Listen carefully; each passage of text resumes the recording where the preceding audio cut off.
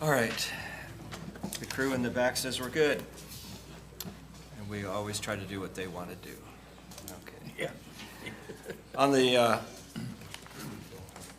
work session agenda, we have first a public hearing, consideration of an ordinance rezoning property locally known as 509 Melrose Court from R2 Single Family Residential to C2 General Commercial. And this has to do with the Hy-Vee location, and Eric has information for us.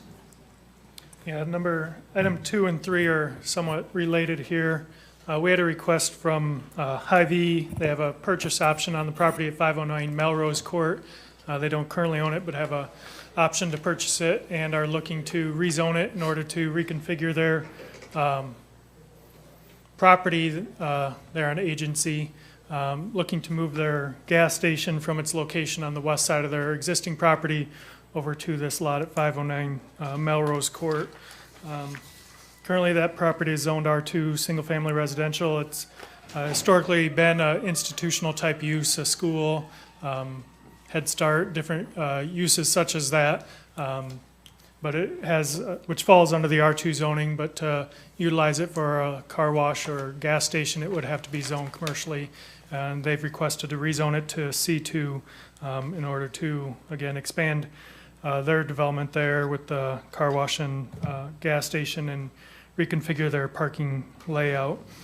This did go to the Planning Commission on December 15th. They voted 6-0 with 1 abstain to recommend approval of the request with conditions. One being a 40-foot wide landscape buffer should be located on the east side of this property along Melrose Court. Second, a maximum of 1 access point to the lot shall be allowed along off of Melrose Court. And then that should be located within 250 feet of Agency Street, which was subject to staff approval. And the future land use map is to be amended from low-density residential to commercial. Their recommendation for approval is based on the request of the applicant, the elimination or minimizing of the impact on the neighborhood through the requirements of the conditions that were stated, and the existing and historic use of the land being institutional with the difficulty in redeveloping and reusing former school-type sites. Show a general layout here.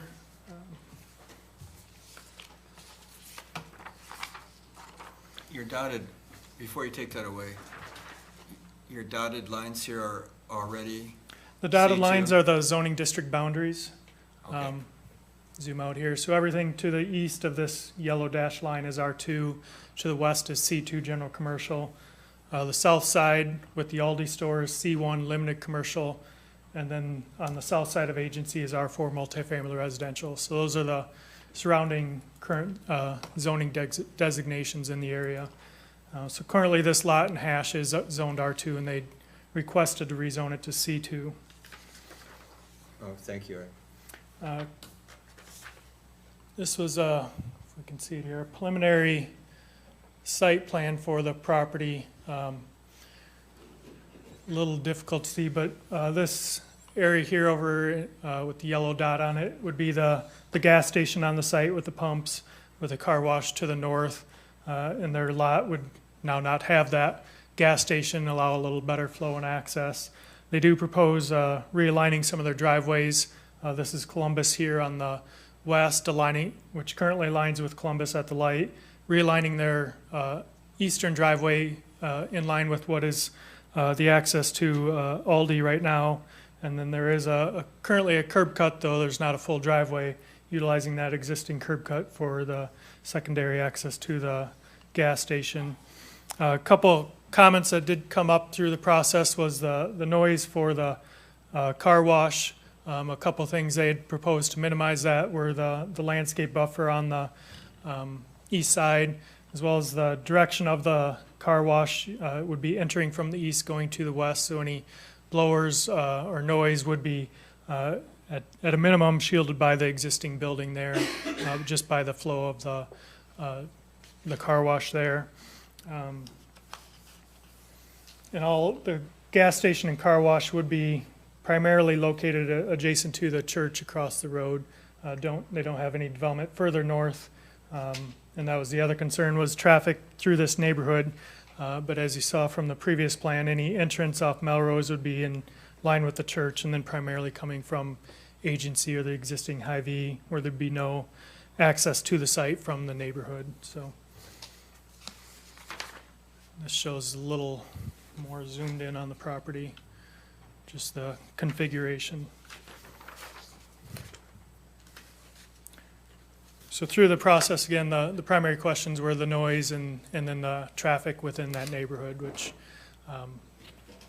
through those conditions were addressed. Don't know the full extent of what that noise may be. We do have other car washes in areas that are adjacent to residential. The one off of Sunnyside and Roosevelt is adjacent to a residential area. We do have one on Angular, intermixed among residential, and then one on South Main that's near residential as well. Not aware of any major complaints, not saying that there isn't an issue on those, but they have, I guess, attempted through their layout to try and minimize those here. You want to go ahead and talk about the next one also while you're Yeah, on a roll? The next one is when the current Hy-Vee was rezoned to C2, it was formerly residential at the time, a vacant lot there. It was zoned R2. They rezoned it to C2 with some conditions. One of the conditions at the time was placing a landscape buffer on the east side of the property. As you can see here, there's some trees and open space adjacent to their parking lot next to the property at 509 Melrose. That was based on the rezoning ordinance number 3166 and number 30105 required that landscape ordinance be placed at that property. So with their request to rezone 509 Melrose, they desire to have this landscape buffer removed, essentially moving it over to the east side of this lot with the condition on the previous rezoning ordinance. So this existing landscape buffer would just move to the east side as highlighted by, I guess, this site plan here. Okay. Questions, council? I'm glad to see the expansion of a local business. I agree. I'm a frequent shopper there. Well, I think it's one of the better laid out that I've seen too. That I like the layout. It's, Yeah, you know, it's not it's gonna be nice. it's not really adjacent to any housing. There's one house, but it's well buffered and quite a distance from all the activity that's Yeah. going to be going on in the lot. So. And it really is kind of a difficult arrangement the way they have it now with that gas station right there and in and Yeah. out of there. So I can understand why they'd want to move it. Okay, Very good. No questions. we're good? Okay. All right, the next item is consideration plans and specs for the HMA resurfacing Memorial Park Road and Plank Road in conjunction with the county, I believe, right, Ryan? Okay, Des Moines County is proceeding with. Ryan, move that microphone up to your mouth. There you go. Thank you. Apologies. Des Moines County is proceeding with the project for the resurfacing of Memorial Park Road and Plank Road. As a part of this, portions of Memorial Park Road are shared 50-50 with the city. And then as you completely enter city limits, they'd have just kind of an awkward finishing point there. This was known about last year. It was put in the 5-year street plan for the resurfacing of Memorial Park Road. And then it proceeds to turn into Sunnyside. And the project would terminate just east of Surrey Road where the asphalt turns into concrete. Additionally, with this Plank Road, there's a small portion where Plank Road turns into Sunnyside between Plank Road and Memorial Park Road. It's about a 1-block section of asphalt that's also in that area. That would be addressed with this project as well. Based on the engineer's estimate, the total project, including city and county portions, would be $861,756.70. The engineer's estimate of the city portion is just a little over $100,000. The budget for this would come from our annual resurfacing, reconstruction, rehabilitation program. The proposed total budget this coming year is $529,000. That includes a little bit of rollover from last year's HMA project, which we'll talk about, 2015 HMA project, which we'll talk about here in a few minutes.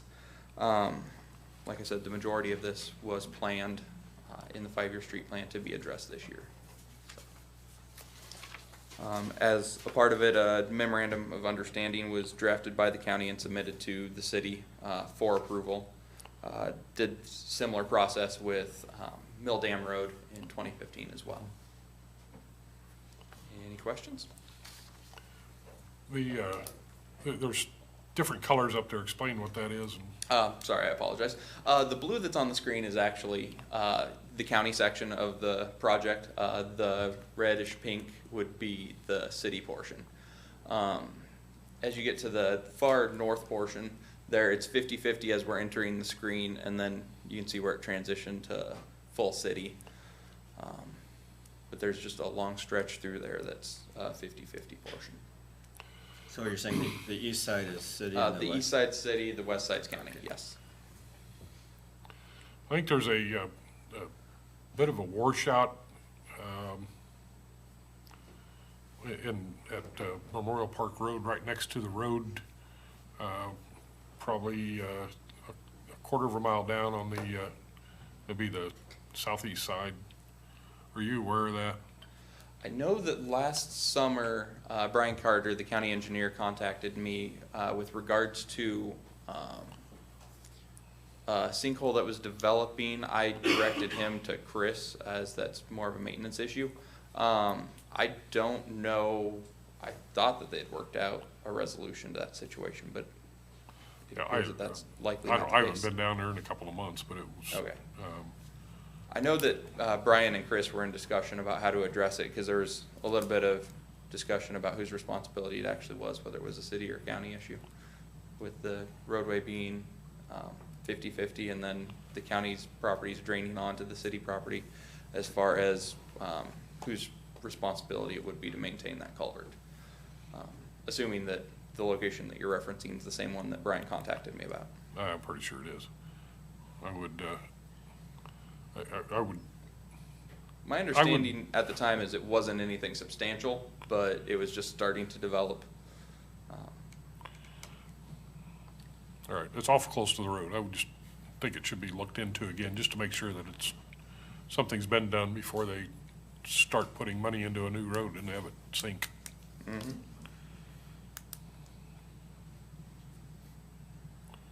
I'll talk to Chris and Brian and find out what the present situation there Yeah, is. they may have taken care of it, but I would like to have it double checked.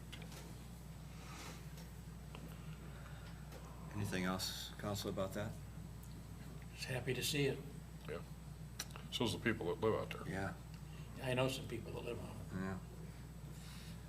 yeah. I know too. So I've do been to I. his house. So do I. Do you want to talk about the next one too, Ryan? Is that your deal?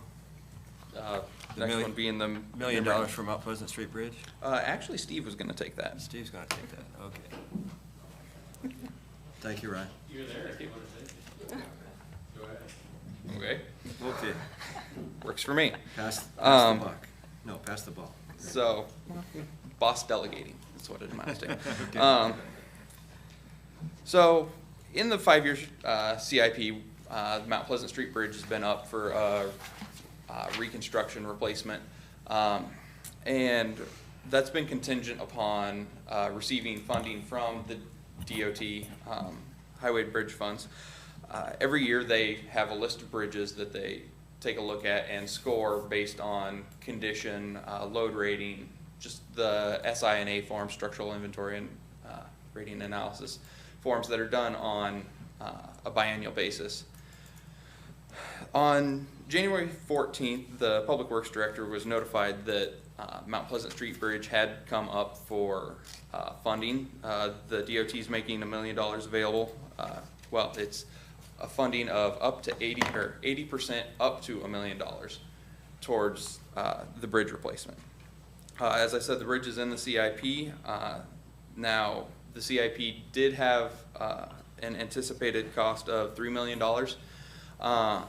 The firm that we had do the bridge inspections and the load rating analysis of Mount Pleasant Street Bridge I contacted the president there to just verify that he felt our number was comfortable. And he basically said no.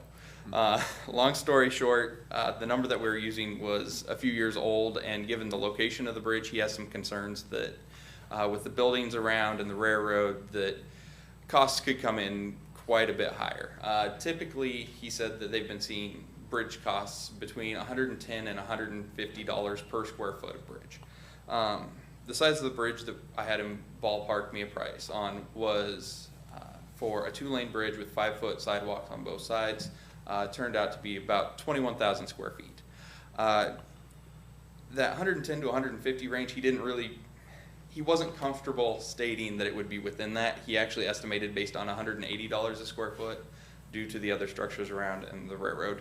By the time you come up with the estimated construction cost there, it's just shy of $4.4 million. That'd be $4,378,000. By the time you include engineering services, you're at $5,060,660. It's quite a bit of an increase Yes. from previous estimates. Those estimates, however, were a number of years old. And at the time that they were done, it was estimating at $125 a square foot, which is on that lower end of the 110 to 150. That all said, there's nothing saying that bridge will come in at $180 a square foot. It's just from him giving me a cost estimate that he was comfortable giving me. That was where he thought was a safe bet.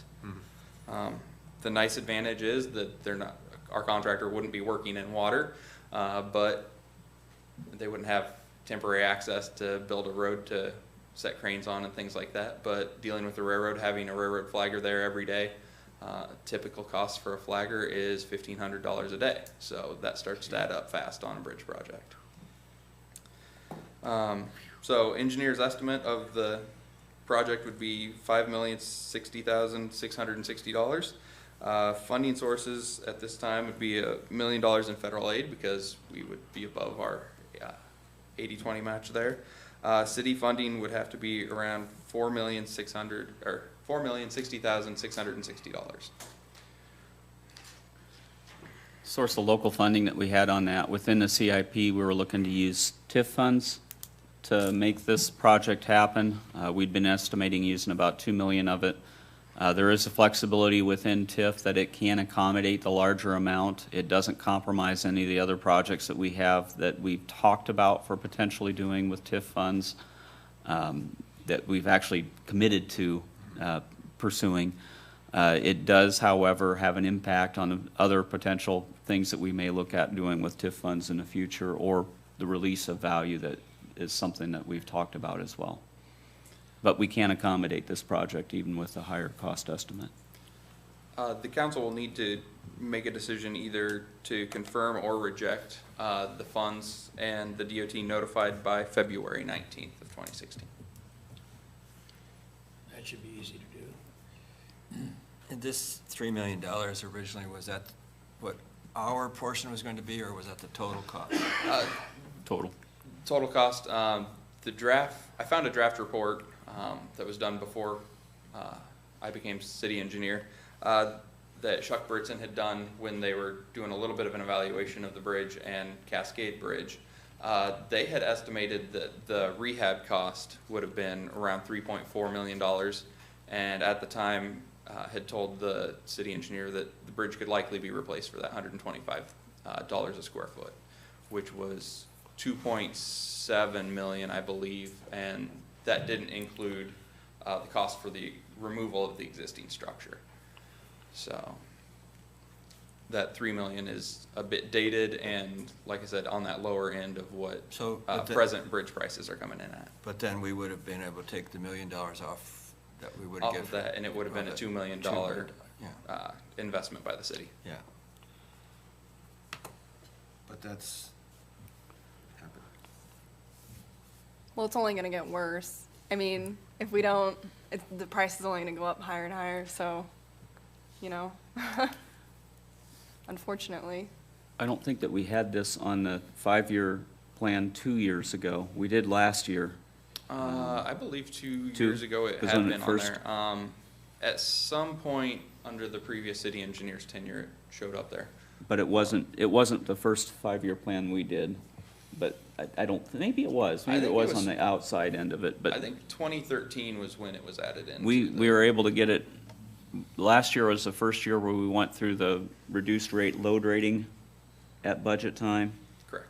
and we are at a point where getting this project moving forward is pretty important. Yeah, the bridge is at a reduced load rating, which is part of the reason that it scored as it did for being awarded funding. That was part of the goal with that load rating analysis, was to determine what the actual condition of the bridge was, and it was determined that it's in need of work. So, any Scott, questions from the do you council? have any questions? Anything? No, sticker shock. Okay. Mr. Fleming, you okay? There'd be some value in that, in the metal that'll come down from that too. That's So true. There's a lot of metal in there. Okay, and as things get closer to time, I mean, once a design's actually finalized, they'll have better prices. As we get closer to actual construction time, that cost will get narrowed down to a more specific. Right now, he was being on the conservative side. It did include a 10% contingency, but that adds up, and hopefully as we get closer to time, we'll see that the price comes in lower. What our goal is on this project would be to go through a request for qualifications process for engineering firms Yes, sir. this spring, hopefully start design work in July, somewhere in there. That's probably a safe assumption. That should be attainable. And that hopefully would put us in a position to maybe go out to bid around the June timeframe the following year? With the railroad involvement, I know that at least Calhoun and Burns, the company that did our load rating analysis, and I'm sure they'll put in for the RFQ. I know that they've said that Burlington Northern Railroad's not the most responsive when it comes to their progression with bridge plans. I think June of 2017 is probably optimistic. Okay, I would say late 2017 at best. okay. That was gonna be my question. You anticipated. I'll talk to the railroad when I see it. Great. Get my piece. Can I give you a couple other things to talk to them about? Okay, thank you, Ryan. Thank you. The consent agenda has nuisance abatements, also resolution approving final acceptance release retention monies for 2015 HMA resurfacing project. Of course. Back to you again. I think I'll just stay up here the rest of the night. Okay, so the 2015 HMA project has come to a close. Construction year finally ended, got things wrapped up late November, I believe. Early December, actually. Yeah. Construction year went long, things started late in the year. With the project, we were able to complete 2.01 miles, approximately 39 blocks of city streets. Due to the bid prices being a little less than anticipated, a single 9-foot wide pass was made on the south lane of Agency from the Aldi entrance to Shields. This was done because that outside curb line was degrading. Chris Clements, the operations manager, requested the work be done. Great. Actually, the project, even with that being added on, came in well below the bid price, just over 53,000 less, actually. We would have liked to expand our project for the year, but like I said, the way the construction year went, it just got late enough that we weren't able to do that. That money will roll over into next year's HMA projects, and we'll just use it in the 2016 project. As it was, the original contract was $779,491.03. Total as built was $739,306.12. The budget was $802,760. Wow. Any questions from the council? I have none. this is not related. So, ask another, got any questions? What about Division Street? What's happening with that? Division Street's about 65% done, I believe. Like I said, due to the construction year proceeding the way it did, weather and other projects and unforeseen circumstances, Cessford was able to complete the outside lanes of Division Street, as you've seen. This coming year, in the spring, they'll be back to finish those inner lanes. So is that included, that work included in this? No, that is a separate project that's federally funded through the state's STP project. It's an 80-20 match on that. Like I said, that is not included in this. This is just our local let project. Okay. Does that do it? Good. Thanks, Ryan. Thank you. Eric, you have this one on new fee Yeah. and charge schedule for the Recplex? It's something we do with the Recplex, similar to the golf course, evaluate our fees every year. We did raise some team league fees in 2014 and 2015, and looking at some rental fee increases this year, and batting cage token fees. We did some batting cage improvements over this fall, so hopefully that'll be a better amenity this coming year as well. But estimate with these increases, conservative estimate around $7,500 in increased revenue for the upcoming year. Okay, council? Good? Thank you, Ray. All right, we're setting public hearings for a number of items for February 16th, sale of property at 1417 Thole, ordinance vacating and selling portion of South 14th Street right-of-way, ordinance vacating and selling portion of the alley right-of-way on 1325 Iowa Street, encroachment agreement with Hope Haven on 617 Jefferson, and consideration of the resolution adopting the hazardous mitigation plan. So those are public hearings coming up on the 16th. Now, we have treasurer's report. You want to do that first, Annette? Okay.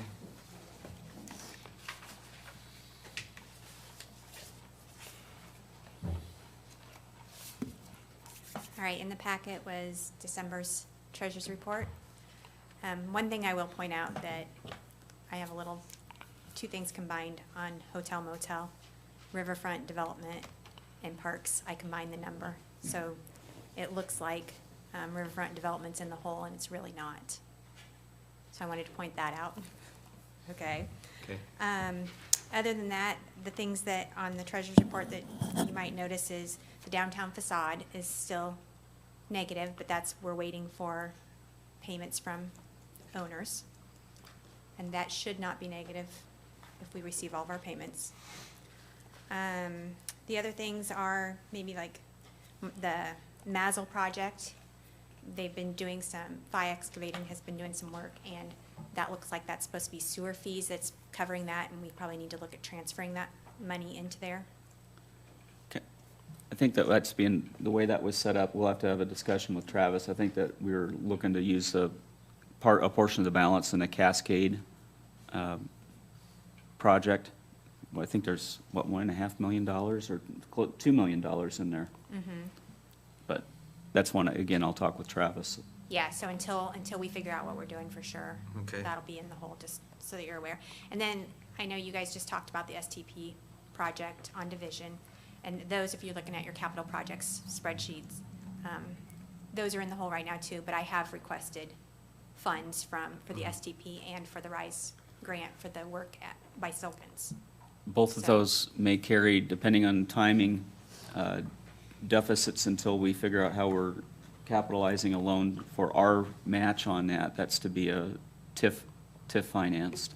Correct, but we should see income coming in that will reduce that deficit amount Yeah. from those other two funding sources. Okay.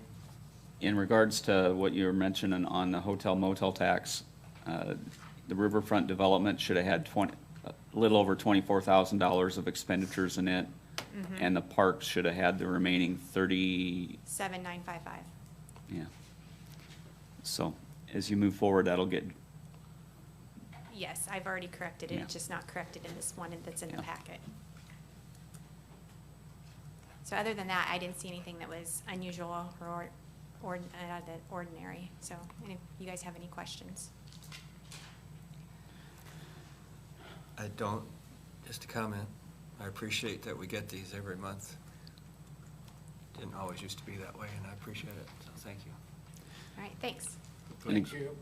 Unique thing about how our funds are done, a good chunk of the revenues and expenditures by funds are transfers, and we do those transfers twice a year. You're seeing here half a year's worth of transfers being that were done in December, Correct. so, And then we'll do them again in June. yeah. Okay, Okay. thank you. Stephanie, are we ready for the, Any issues with the appointments? I'm sorry, from the agenda, I missed that. oh, yeah, that's right. Well, I was gonna do that after this. Okay. That's it. Sorry. Doesn't matter. Any issues with appointments? No. No? Okay. All right, this is the GovHR non-union compensation study, the results from that are going to be presented. I have to get my copy up here. Good evening. Shall I go ahead? Just introduce yourself and Sure. away you go. Okay, good evening. My name is Joellen Earl, and I am from GovHR USA. My colleague Alice Biescha and I were the consultants on your project for a classification and compensation study. And before I get started with the project and the results of our study, I wanted to let you all know that your staff here was very helpful in the process, and it makes our job a lot easier when people are cooperative and help us with the information we need in order to do our analysis. So I just wanted to let you know that. Thank you. We think we have a great staff. Yeah, they were very, very, very good to work with. That isn't always the case, I can tell you that. So here's what I'm going to talk about this evening. And I shouldn't take too long to go through it. And if you want to ask me questions throughout or save them to the end, I'm okay either way. But I'm going to talk about our scope of work and the process that we followed and what we were asked to do. I'm going to talk about job evaluation, which is what we use to look at jobs in relationship to each of them within the organization, or what we call internal equity. We came up with a new classification plan for the city. We also did a compensation and benefits survey. We used that to look at external marketplace factors or external equity as far as salaries are concerned. As a result of that, we came up with a proposed compensation plan for your consideration. I will talk about how you might go about implementing that, how you would administer the plans in the future, and then a little bit on your benefits survey. And of course, questions either at the end or throughout. So the first thing that we did was a job analysis, which again, it establishes internal equity. And essentially what it is it looks at all of the jobs in the city and how they relate to each other. So I came out on site with Alice a few months back, and we had a meeting in this room with your employees and talked about the project, the scope, and everything that they could expect to occur during the project.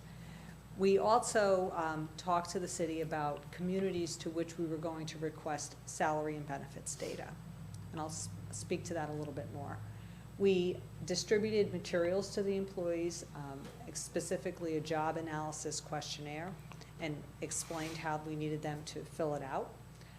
And then we conducted our job analysis and created a classification plan.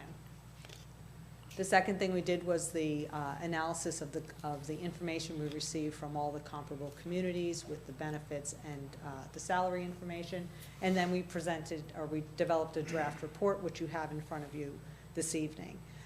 It is a draft of a final report, but just because it says final on the cover doesn't mean that it actually is final. Sometimes things need to be changed a little bit as a result of our presentation, as a result of everyone reading it. So we're happy to do that and make some edits or further explanation, whatever you need before it's actually finalized. So tonight I'm here presenting to you, and then again, after we receive any additional feedback, we will finalize the report. So let me talk a little bit about job evaluation. And I mentioned we had the employees fill out a questionnaire. We looked at 45 positions in the city, and we looked at these 9 factors for each job. Again, this establishes your internal equity. This is what we need in order to create a classification plan.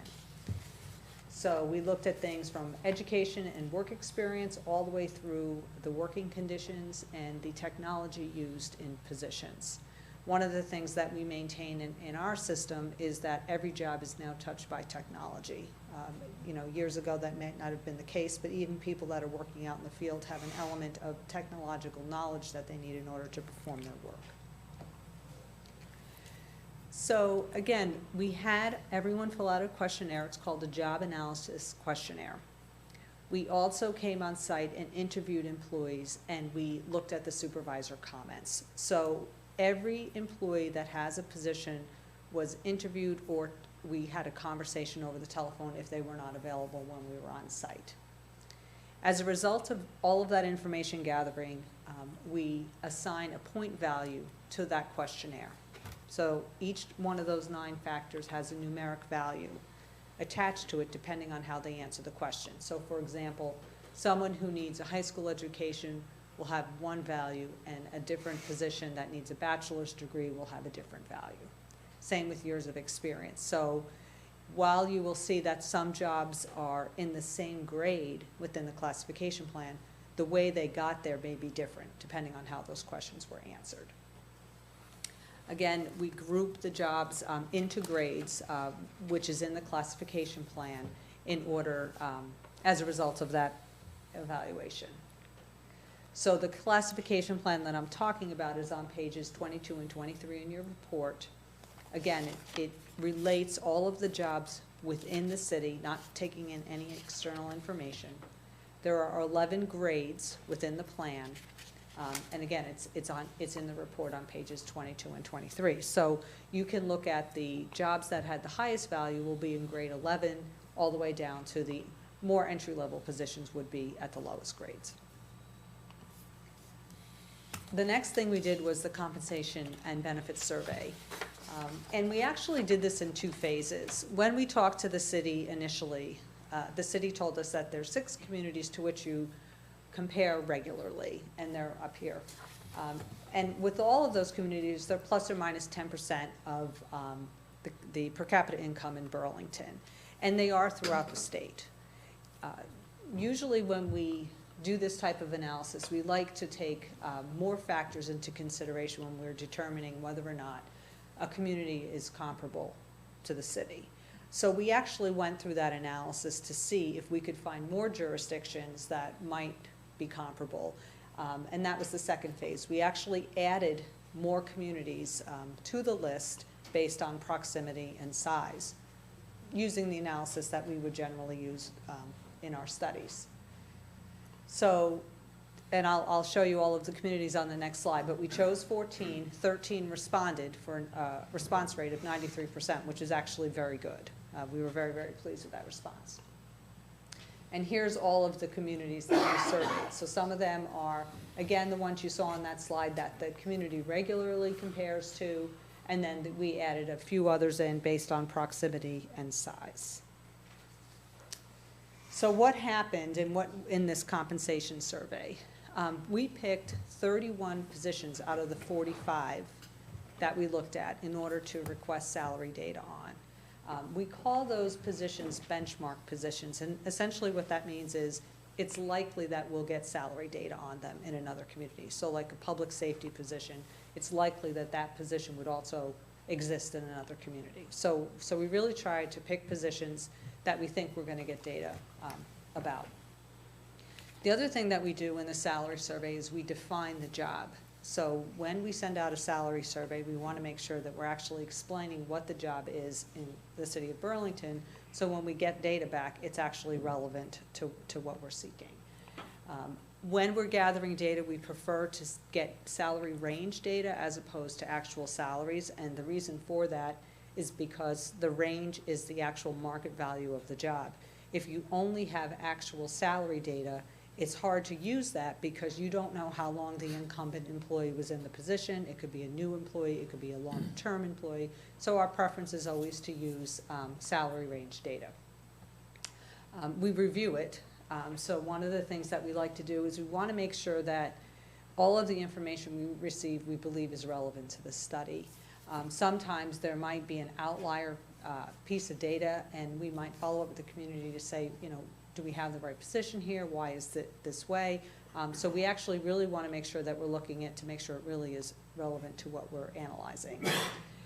And then as a result, in this case, of adding those additional communities, once we actually started looking at the data we were receiving, we realized that it was going to skew the results. So the city, using the 6 communities that it normally uses, was actually very relevant in this situation. So it was actually a good check and balance to make sure there wasn't any other community out there that could be applicable in this case. So as a result of looking at all of the information we received from all of those communities, we determined it made sense to just go with the 6 that you normally use, and that's what we did in the study. The proposed pay plan, it's on tables 2 and 3, pages 24 to 27 in your report, was calculated at the 50th percentile. The 50th percentile is close to the average. It isn't necessarily the average of all of the data we received, but what the 50th percentile means is that the communities that we surveyed, 50% of them pay the positions more and 50% pay less.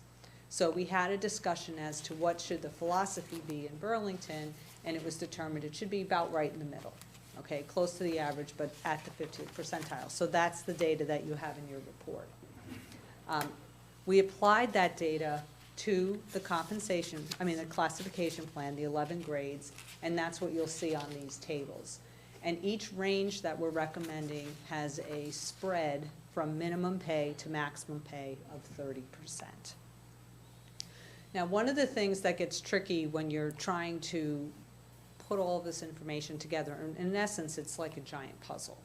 And you'll see that sometimes things don't match up exactly. And the reason for that is because we are looking at internal equity, the classification plan, and how the market information applies to that plan. So working with the city and the project team, we determined that the internal equity was very important, where the positions were placed in the plan, and in some cases, the salary data is not going to match that. It might be a little bit higher or a little bit lower. But the value of the job within the classification plan is what was driving the analysis in some cases. Oops. What did I do? Thank you. Thank you. So the proposed pay plan is what we call an open range merit plan. And we've talked a little bit about what does that all mean and how does it relate here. Now, the city is considering a merit component, but right now it's using a transition table, and depending on where an employee is in tenure, there's a raise that's given based on your current policies. So at implementation, it's the intent to continue to use the transition plan, but eventually, you know, something could change in the future after some additional work on the city's end. There are salary ranges in an open range plan with a minimum and maximum. They don't have defined increments or steps. Okay, you may have seen some salary plans that have step 1, step 2. This is a complete open range. And the good thing about that is right now there's policy about hiring people, for example. And in some of the cases with some of the positions here, while the market salary data might be higher than what we're recommending based on internal equity, because you have a range, you can actually take that into consideration when you're hiring for a position in the future. So if your market's saying, oh, you know, we have to hire a little bit above the minimum pay, you have the flexibility to do that if you have an open range. Again, the minimum is typically the hiring range, but because it is an open range, you can hire employees anywhere within the range as long as your policies support it. And then in an open range merit plan, employees will move through the range based on a performance appraisal. And if the performance appraisal is successful, they will receive a merit raise, and that's how they move through the plan. Again, this is not exactly what the practice is today, but it's something to think about for the future. So how would you go about implementing this? If an employee's current pay is below the minimum for a range, we recommend that that pay be brought up to the minimum. And the simple reason is because if you had to advertise for the position tomorrow, it's not likely you would get someone for the current incumbent's pay. So we recommend that that pay be brought up at least to the minimum for the range. Any employee who has a current pay that's within the new range, we recommend they just get moved into the new range at their current rate of pay. And in the last case here, if anyone's pay was above the maximum for the range, we recommend they just stay there. In Burlington's case, that's not, no one's above the maximum for the range. But just so you know, the reason why we would recommend that is because it's not the incumbent's fault that their pay is outside the range. Sometimes the market values of jobs change, and we just say freeze the pay until eventually the range catches up. Okay, so not to hurt the current employee. But again, you have no one in that situation here. And then as far as how do you maintain this in the future, your pay plan requires attention. And I think you should do it every year. Some communities do it every other year. But because you know the communities to which you compare, the 6 communities, every year you can ask those communities, are you giving a general increase to your employees? Are you changing the minimums and the maximums to your ranges? And that can be done by staff during the budget process. And then at budget, you can say, let's adjust the ranges. And you may or may not give a general increase to your employees. That's your decision. But you should, if you want to stay with market, you want to be looking at those ranges every year. So I recommend that you look at it. Whether or not you change them, that's your decision. But again, it's good to take a look. If you move into a merit plan, okay, again, I know you're not doing this now, but if you do in the future, one thing that's very important to do is to fund a pool of money, you know, based on your incumbent salaries that you will set aside for merit increases. So if you move to a performance-based system and people get a raise as a result of a successful performance appraisal, you really want to make sure you're setting aside an amount of money in order to do that. Again, if you decide to look at the increases that are being given by the other communities after budget, you're going to want to adjust the ranges. Okay, so for example, if you determine that the comparable communities are adjusting the ranges by 2%, then you would increase the minimum by 2% and increase the maximum by 2%. Okay, so that's how you stay up with market. In this case, if employees are not over the maximum of the range, they would be eligible for some type of increase. Again, that's your decision how you give them everyone an across-the-board increase. If you reserve part of it for merit, that would be your decision. At the employees at maximum, we would recommend that they only get a general increase, maybe not worked into their base, but in your case, you don't have to worry about that. And that's how you would implement the pay plan. As far as the compensation plan, oh, I don't have a slide for it. The compensation plan, the classification plan, the grades 1 through 11, the city is going to be given all the tools that we used in order to establish that. So in the future, if you have a new job, if you have a change to someone's job, if you want to reclassify it and look at the duties, or if you need to, if a job goes away for whatever reason, the city has all of the information that we used in order to maintain that plan. So anytime there's some type of change, you have a questionnaire, you can fill it out, you can score it, and you can maintain your system, okay? We will be available to you for about a year or so. If something comes up in a couple of months from now and you have to create a new job and Stephanie says, could you take a look at this and see how we graded it? We're happy to do that. You don't have to pay us for that. We want to make sure that you're successful in managing your own plan, and we'll be a resource for you if you do need us. The other part of the survey was benefits, and you can see these are the different benefits that we surveyed, different types of insurance, leave, and tuition reimbursement. For the health insurance, one of the things that is interesting about Unique is, Burlington, is that you have a cafeteria plan. You can see you pay a little bit higher percent premium cost, but one thing that we always like to recommend if you're looking at any type of health benefit, health, dental, whatever, is that you look at plan designs from the comparable communities to make sure you're actually comparing apples to apples. So in your report, there's some detail about what information we collected, but to drill down a little bit further to make sure it's actually comparable is important. So our job was to get a scan and present you with information, but making sure that you really are comparing apples to apples would be important before you just assume that, your employees are paying high or low compared to the other communities.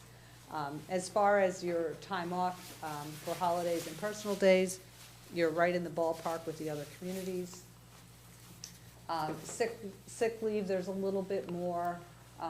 We looked at accrual, we looked at payout policies, and there's some variations there as well.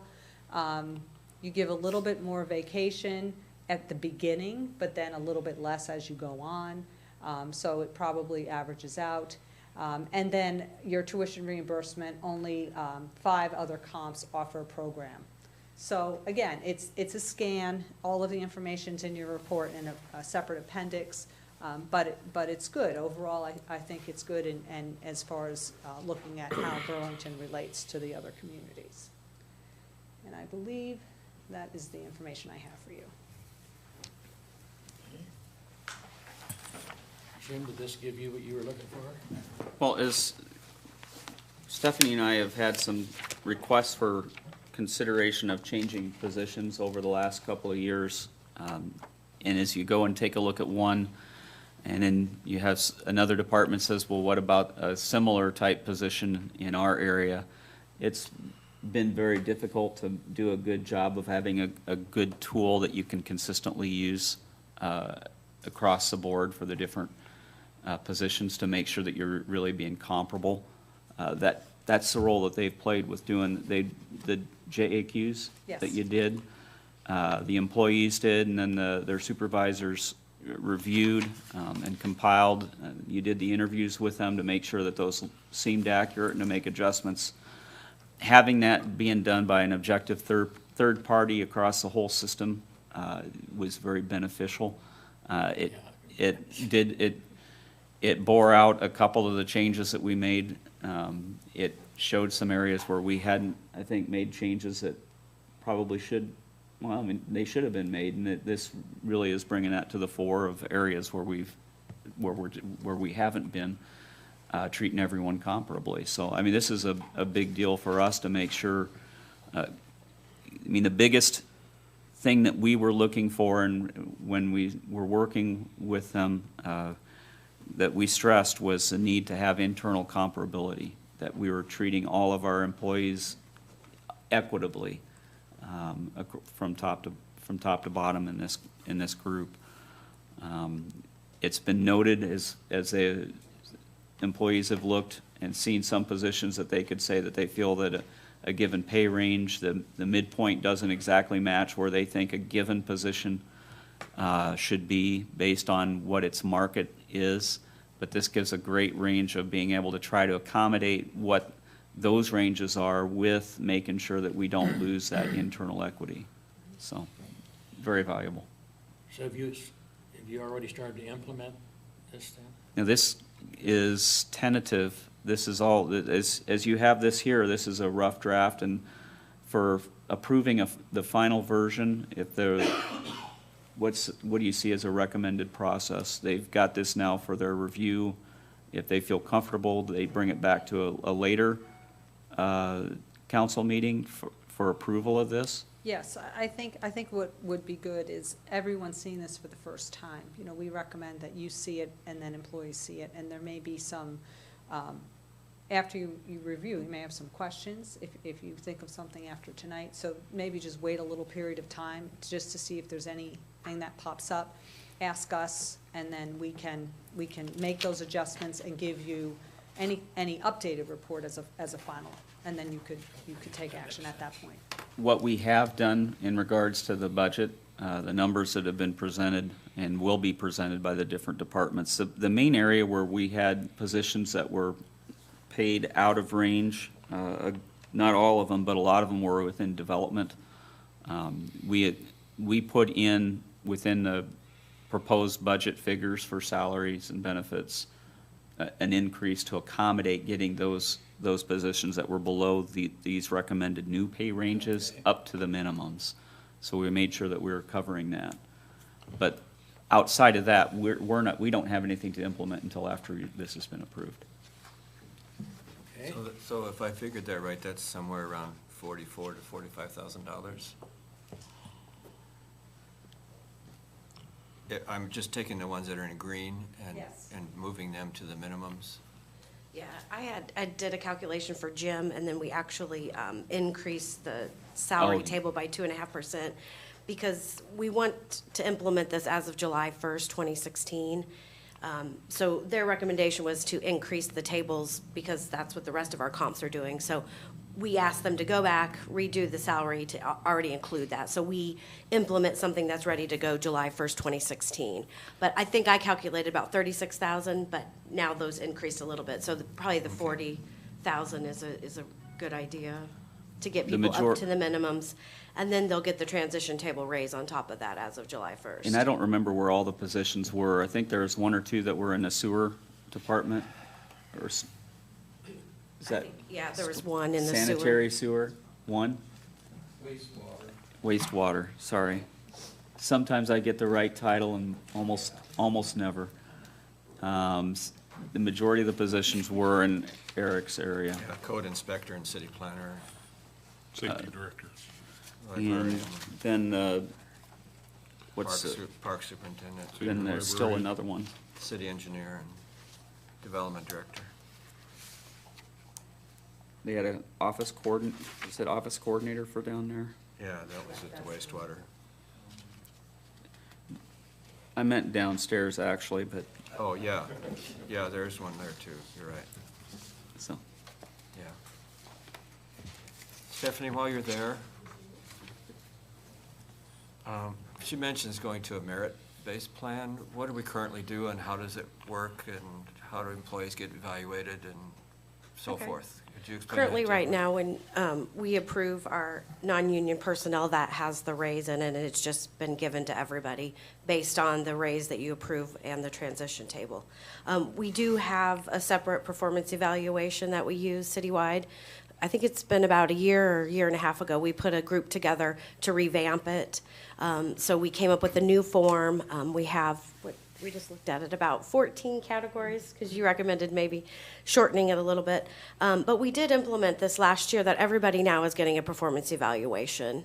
That wasn't happening in the past. If you had been tenured for so long, you weren't doing that. We weren't doing it anymore. So we did implement that. Everybody is having a performance evaluation at least once a year. Becky in HR keeps on top of the department heads to make sure when they're due, that they're reminded that they have overdue evaluations. And then if we get an evaluation that might not be as well as we think it should be, needs improvement, people either get on a performance improvement plan, or we'll have them reevaluated in 6 months to see that they're making the steps to get up to where they need to be. But we do have that plan in place. To implement more on the merit-based, we would probably have to revamp it again, put some values on it based on how they're coded, so you have sort of like a score, I would assume. And if somebody scored at a certain range, or, a certain number value, they would get a merit-based based on a pool that we would put together. But those are details we don't have worked out if we would do that in the future. And so we're just talking about non-union employees, but union employees also are included in this evaluation They do the system? performance evaluation also, Yeah. yes. We're doing it citywide, all employees. The performance evaluation is not used to determine if someone gets a pay increase or not. No. Because we're not on merit. Because we're Right. not on merit. And even as we talked about this at a department head level, this there's a lot of different feelings about using a merit system. I think two of the concerns that come into it is losing that. There is a desire to have the transition table because of the ability to get folks moved up from the, when they're entering in to our system and have the larger increases, which you can try to accomplish with a performance system too. The other side is just the time and effort to make sure everyone's trained to use it consistently, so some departments don't use it in a different way than others. That consistency is a big deal. There's some feelings about that, just I think from past experience that hasn't, when it's been tried, it may not have been felt or perceived to be completely successful. I think that's the standard argument anytime you do a merit-based system, is who's doing the evaluation and Yes. how, if they're consistent or not. If we want to do this with union, does that have to be part of negotiations to set that up for a union contract? I would think you would have to, yeah. I mean, I think, yeah, this was just Yeah, this is- non-union. Yeah. Wasn't designed to do that. I'll quit dominating the conversation now, you guys. That's quite all right, quite all right. I think before we even talk about the merit system, we need to get these adjustments in place and budget for that and get these ones corrected that are out of whack. Some of them are not far off, and others are it would be a tough pill to swallow if it were me having to pay those wages. Yeah. I mean, the difference, the increases, so they're, A couple of them I are think five I or think we need to 6,000. do that first and get the ranges right with what the competition's been, because that's the reason we had them go after this, have them do the salary surveys.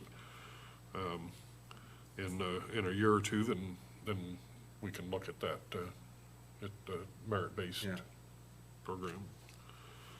Now, this is good information for us to have, I think. It's fabulous. This should take care of our compression issues that we've had, hopefully, or, Well, it helps.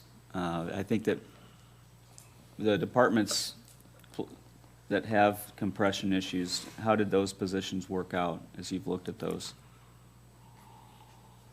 Do you know? Yeah, as a matter of fact, after some conversations with Stephanie and HR, we repositioned a couple positions, and it's gonna really make a significant impact on our issues. So those who can't hear the chief, yeah, go ahead.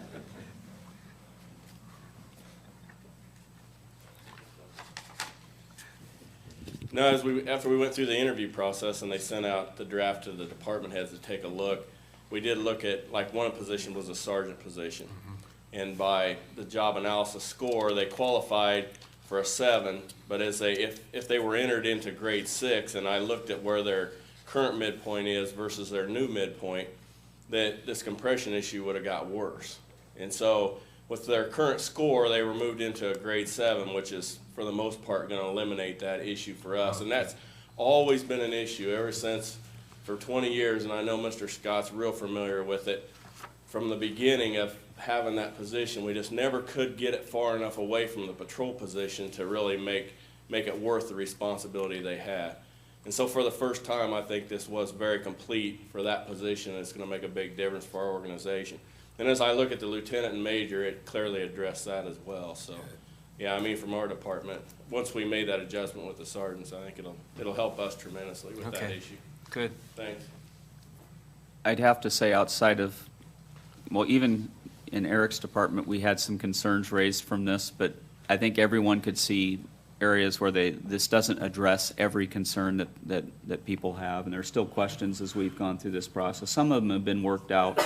Others, I think, are still just there just by the nature of, you have a position, thinking of Ryan's, because Ryan sent an email today in regards to some of the engineer positions, but some of that, we just have to be cognizant that you may have a market issue that we have to make sure that we do remember that we have the full range to hire within, It doesn't have to come in at the bottom end if we have a good candidate that justifies being higher than that, given what the market's gonna ask for. So I think that's the best way to try to address some of those issues that have come up.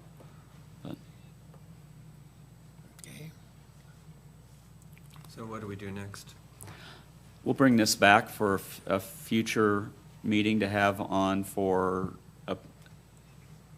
you'll have the work session to review it again, and then I assume, would it be by resolution, Stephanie? Just adopt it by resolution. We could, put it as effective July 1st. If there are any 2016. changes to be made through that process, we'd make it. Otherwise, either way, if you do make some changes, then approve a final copy and not have it as a draft. Sounds reasonable. If people want to see this, is it posted on the internet? We'll get it posted tomorrow. Okay, Under the finance section. great. Joellen, do you have anything else you want to say? I'm sorry. Mayor, I just wanted to say we needed to, when we get back into this, we need to discuss the benefits as well. And if any adjustments that might need to be done to that. I think the biggest part of that does make a lot of sense to do. The biggest part of the report itself, the benefits doesn't necessarily have to be a discussion item for approving the report, but it does point out, do we need to take a look at some of the things that we're doing? Did we miss anything? Anything else you'd like to add, or? No, I think it was very good, and, as I said, we're available. If you have any other follow-up questions, please, coordinate them through Jim or Stephanie, and we're happy to answer any of them before we give you the final report. So it does take a little time to digest it. There's a lot of numbers in it, but we are available to you. We will remain available to you as you go forward and implement it. Okay, thank you. Okay? Thank you very much. Thank you. Thank you. Tell your partner thanks, too. Okay. Okay, we have some budget items we want to deal with. You want to do the airport first? Airport wants to go first. Well, thank you. My name is Mary Beard. I'm the airport director at Southeast Iowa Regional Airport. And I did prepare a packet of our annual report for you, and I believe that was in your packet as well. We'll just go through and highlight the things that we've happened in the last year. It wasn't necessarily in the packet, but they did have it emailed to them earlier last week, so they did have that, Okay. just for clarification. And did you want a copy of that? I'll go make a copy of it. I've got a copy. I've got some. You have 2 extras? You got 3 extras. 4? No. I'll share it with you. I had that, I just didn't copy it after I copied Well, I that. got the paper for the, just, I don't know. It was in an email from Jim.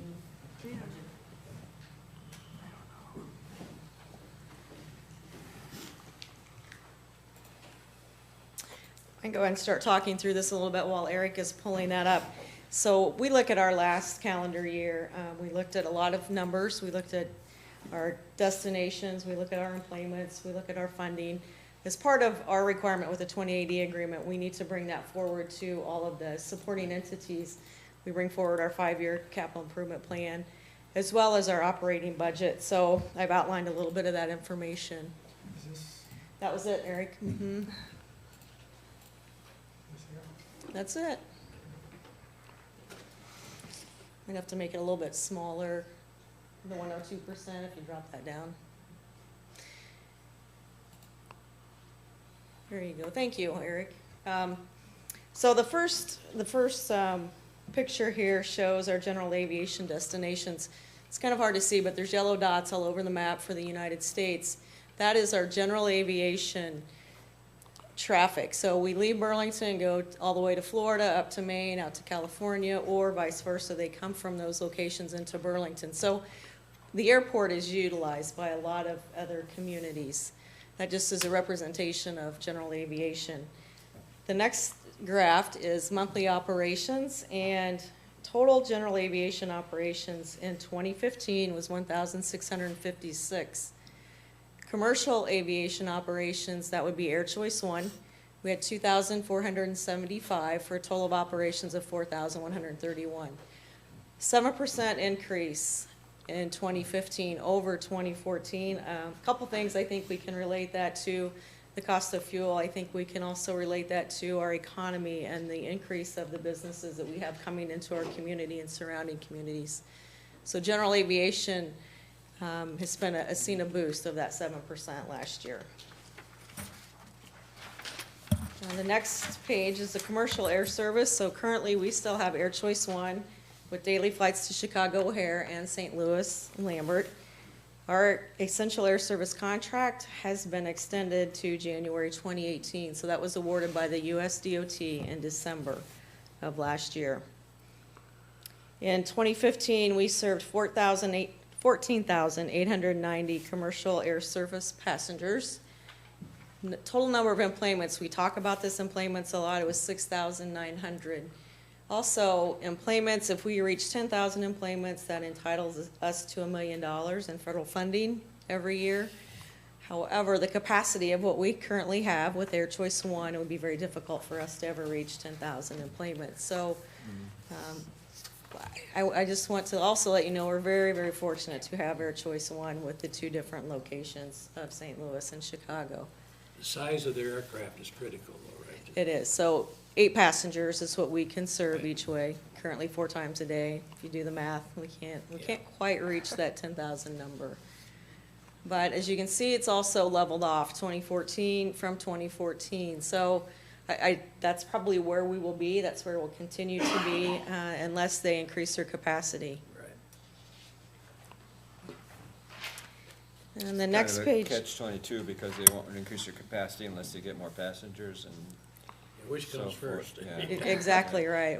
We had that conversation with the US DOT because at one point in time, several years ago, we had the larger aircraft, which the same number of flights would allow for more passengers because those aircraft carried more passengers.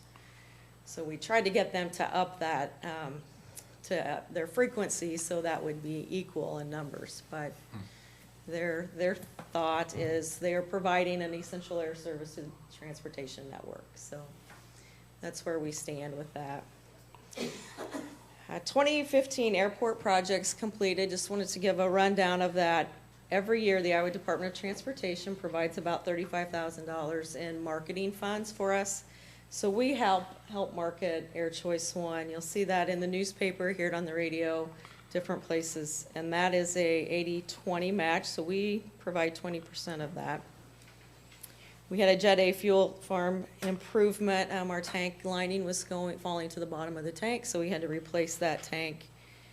We did some security upgrades along with a real runway and indicator light needed to be replaced. So those were all Iowa DOT funded. 2016 airport projects slated. We have the runway 1230 enhancements. So this has been going on probably since I started the airport in 2007. And off of the end of runway 30, we had some homes in the runway protection zone. So we have been working on removing those homes from that runway protection zone. We're able to reclassify that and finally get that taken care of this year. So we'll be excited to have that happen. That's about a $320,000 project and with a 10% match from the airport. Sometime this summer, we will be going out for bid for the apron rehabilitation project. That's a little over $1 million. 10% match on that. It's 40-year-old pavement that just needed to be replaced. So we'll work through that this summer. The Iowa Department of Transportation projects that we have slated, again, the Air Service Development Program. We will be building the final hangars to complete our original C-row hangar that we call it that was blown down in the storm in 2013. And we would like to do some terminal upgrades. Our doors are so old that we can no longer get parts for those. And an airfield lighting regulator. So our main runway is having problems with the regulator. So that'll be a busy 2016 for us. Industry trends. So as far as the airlines, You know, we're dropping down to the 4 major carriers, so that really has an impact on the smaller airports, the regional airports. It's not cost effective for them to bring in those aircraft, so we're seeing a decline in service to the regional airports. Larger aircraft, less frequency. Very concerning to us is a pilot shortage. So top level down, it just keeps trickling down. Air Choice One in the first couple weeks of December did have to cancel some flights because of a pilot shortage problem. I believe it was American that was offering about 20 grand if they would go to work for them. So a sign-on bonus type deal. Lost a couple of pilots, and I think we're back on track now as far as I know. So that's very concerning to the smaller airports. Fewer general aviation pilots. There's just not a lot of people that want to go into becoming a pilot. It's very expensive by the time you pay for college and then flight training on top of that. FAA reauthorization bill happens here at the end of March. We're hoping that we will get more than an extension, but because it's an election year, probably just another extension. So our operating budget for fiscal year 16-17, we had about a 6% increase in the operations of the airport. Estimated contributions from each entity are listed out there, and as you can see, about 63% are used for operations and 37% of those contributions are used for capital projects. So for the match dollars, for the apron rehab, for the Runway 1230 project, those are the match dollars. So those Iowa DOT grants we get, we use that money for that as well. So just a rundown of the operating budget right there. And then our capital projects, so, I've just listed out what those projects are on the next page, Eric, capital projects. What we intend to pay towards those. And in the first week of December, we had a conversation with all 3 entities. So Burlington, West Burlington, Des Moines County all met in West Burlington at their city council offices. And what we discussed was how do we come up with the 10% match for our Runway 1836 project, which is to take beginning fiscal federal year 2017. And it's about a $10 million project. So we've been talking about this for the last couple of years when I come to the council meetings. 10% match of that, we're looking for about $1 million. So with Des Moines County, West Burlington, and the airport all putting in some funding, I think we'll come up and reach our match dollars for that project. We ended up with about a 75%, 13% to Des Moines County, and 12% to West Burlington split. So thank you very much for that. We're excited that we were able to work with the entities and be able to come up with the total funding that we'll need. And finally, the last thing that we also need to let you know is what our next 5-year capital improvements are. So that will be on that very last page there, Eric. Thank you. And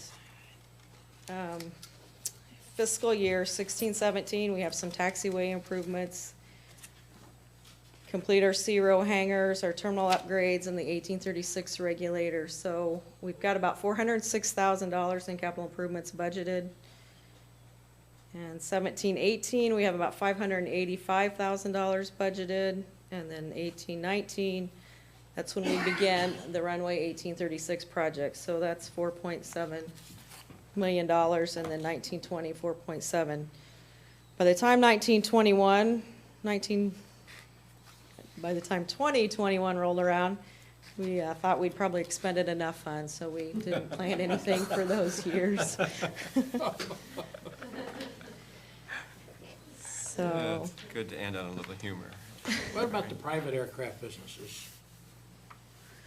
Is it going well, or is it is. We're seeing an increase of that, and I believe the reason we are, Orscom, Iowa Fertilizer Plant, they have brought a lot of aircraft in. Okay. We've had several days where we'll see 4, 5, 6 airplanes on the ramp. Of course, the political arena has been hot and heavy with Donald Trump and Hillary Clinton. Ben Carson was in. So we have seen an increase in general aviation, and along with that goes our fuel sales. So we do see some revenue from that. Thank you. You're welcome. So you're recommending we extend the caucus season for another couple months? What do you think, The- Charlie? The matches on these projects, that the city's portion on it, the council has not yet taken any formal action. You had it presented to you at that combined special meeting with the other entities. It is incorporated into the CIP plan and will be subject to your approval as you move forward. So, but just, I don't know where you're gonna go with what your thoughts are on that level of funding for it, but we have worked it in within our CIP plan, and the intent would be that our match on that would be bonded. We've made sure that as we do that we can accommodate that within our bond schedule at our existing levy rate. Okay. Okay. Anything you. else, Thank you. council? Anything else? Thank you, Thanks Mary. again. All right, thank you. Thank you, Charlie. Thank you. Thank you. Descom. Excuse me for.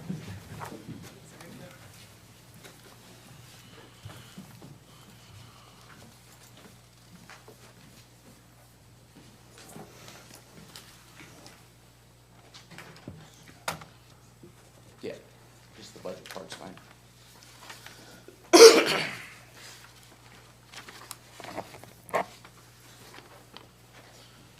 All right, you guys got the packets. I think Jim just gave them out to everybody.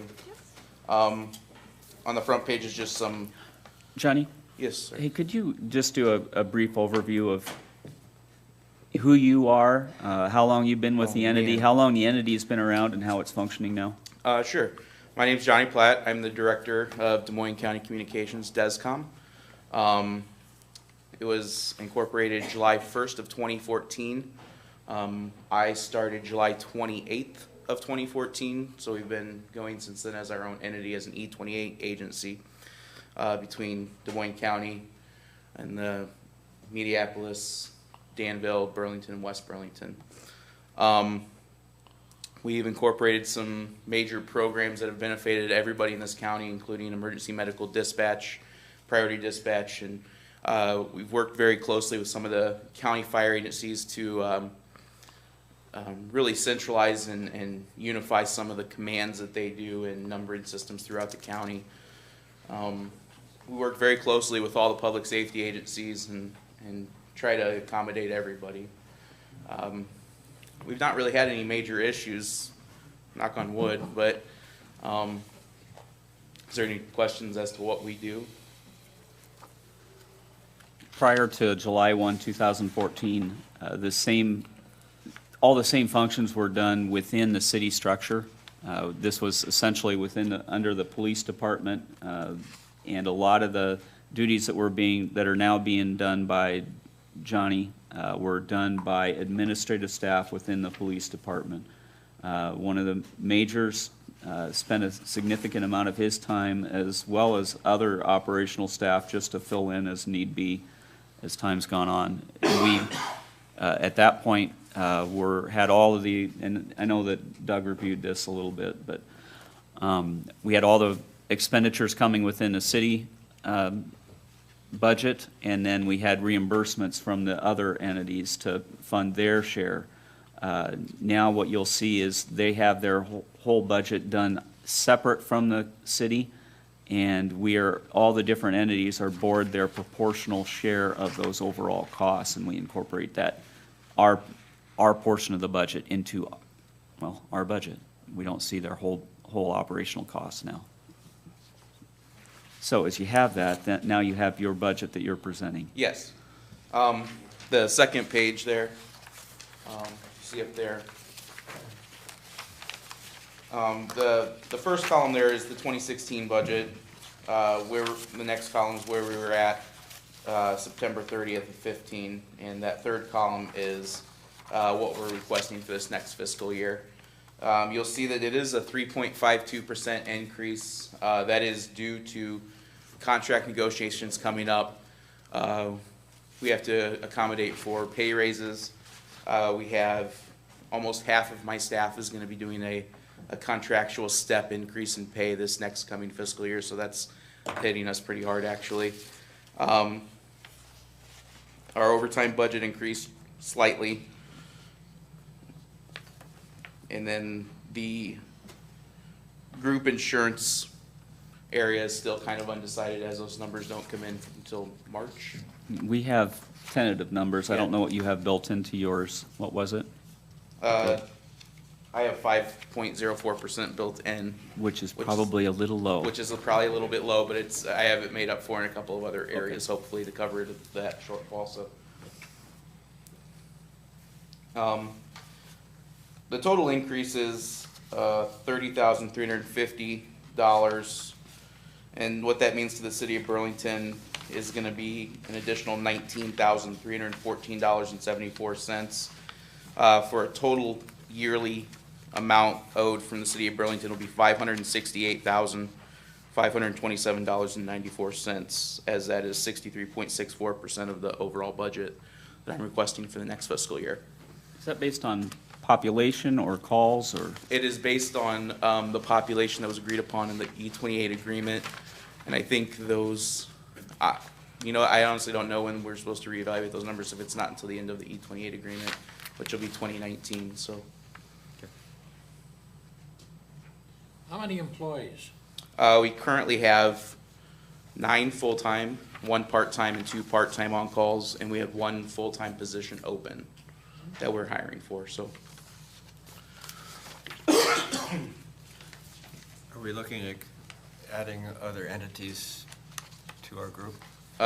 We're in very, very early talks with another county. We're not sure exactly where that's gonna go yet. We have very high hopes that we'll be possibly regionalizing with them. They seem pretty excited about it, but it's fairly early on. If that does, then obviously the cost will be spread share a little bit more, hopefully, with another county. And then if that works, then we're hoping that we'll start looking into regionalizing with other counties as years go on, so. And actually, as some of those discussions have gone on, you've had a couple of different counties that you've actually talked with different, just feelers out. Yep. If that did happen, you would see a change in staffing structure, and Correct. you'd have to have a change to the 2080 agreement. Yep. To accommodate the new players. Yes, we'd have to have a whole new 28E agreement signed by not only the current entities that are involved with us, but then the new entities that would be involved with us. Numbers would have to be looked at for call for services, the population's based, we would have to reevaluate staffing levels based on call volume and the counties in which that would join with us, so. And Where some, are we technology-wise? Do we have the, technology-wise, after July 1 of this year, with the new fiscal year, we'll be able to purchase a new mapping software. That will be coming out of the E911 budget for the county E911. And after that, we are actually right on par with the state's requirements of technology for dispatch.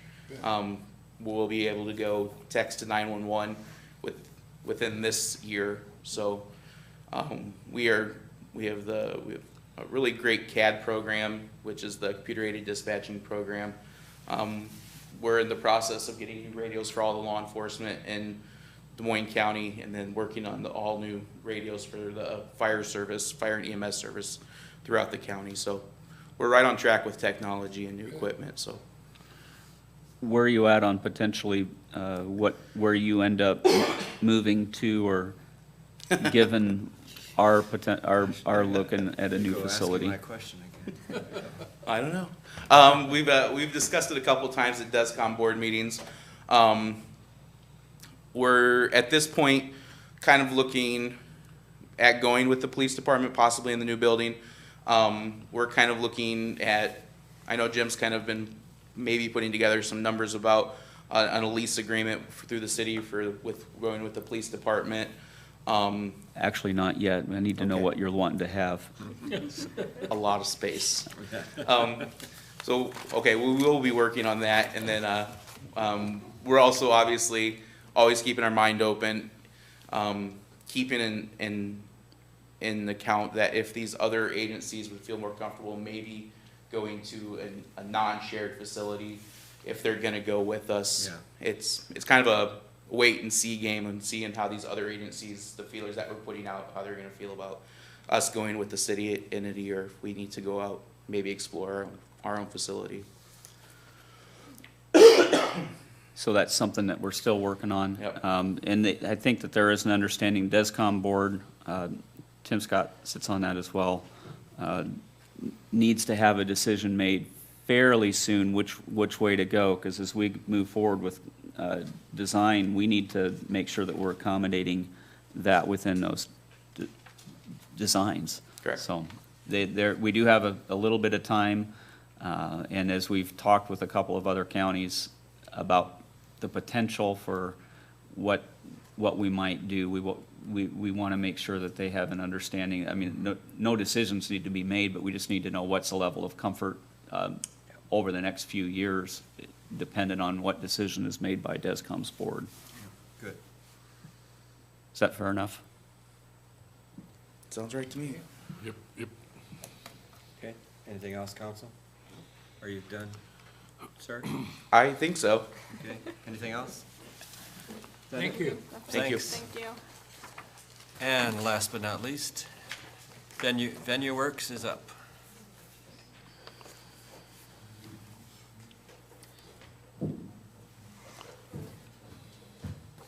Thank you. Thank you.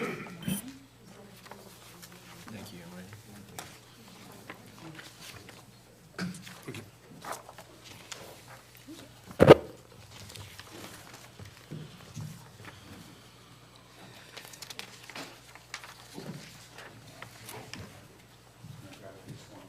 Okay, yeah, there's plenty of extras there. I'm Deb Mulch. I'm the Executive Director of Burlington Memorial Auditorium for Venue Works. With me tonight is John Seal. John is the Vice President and COO of Venue Works, based out of the corporate office in Ames.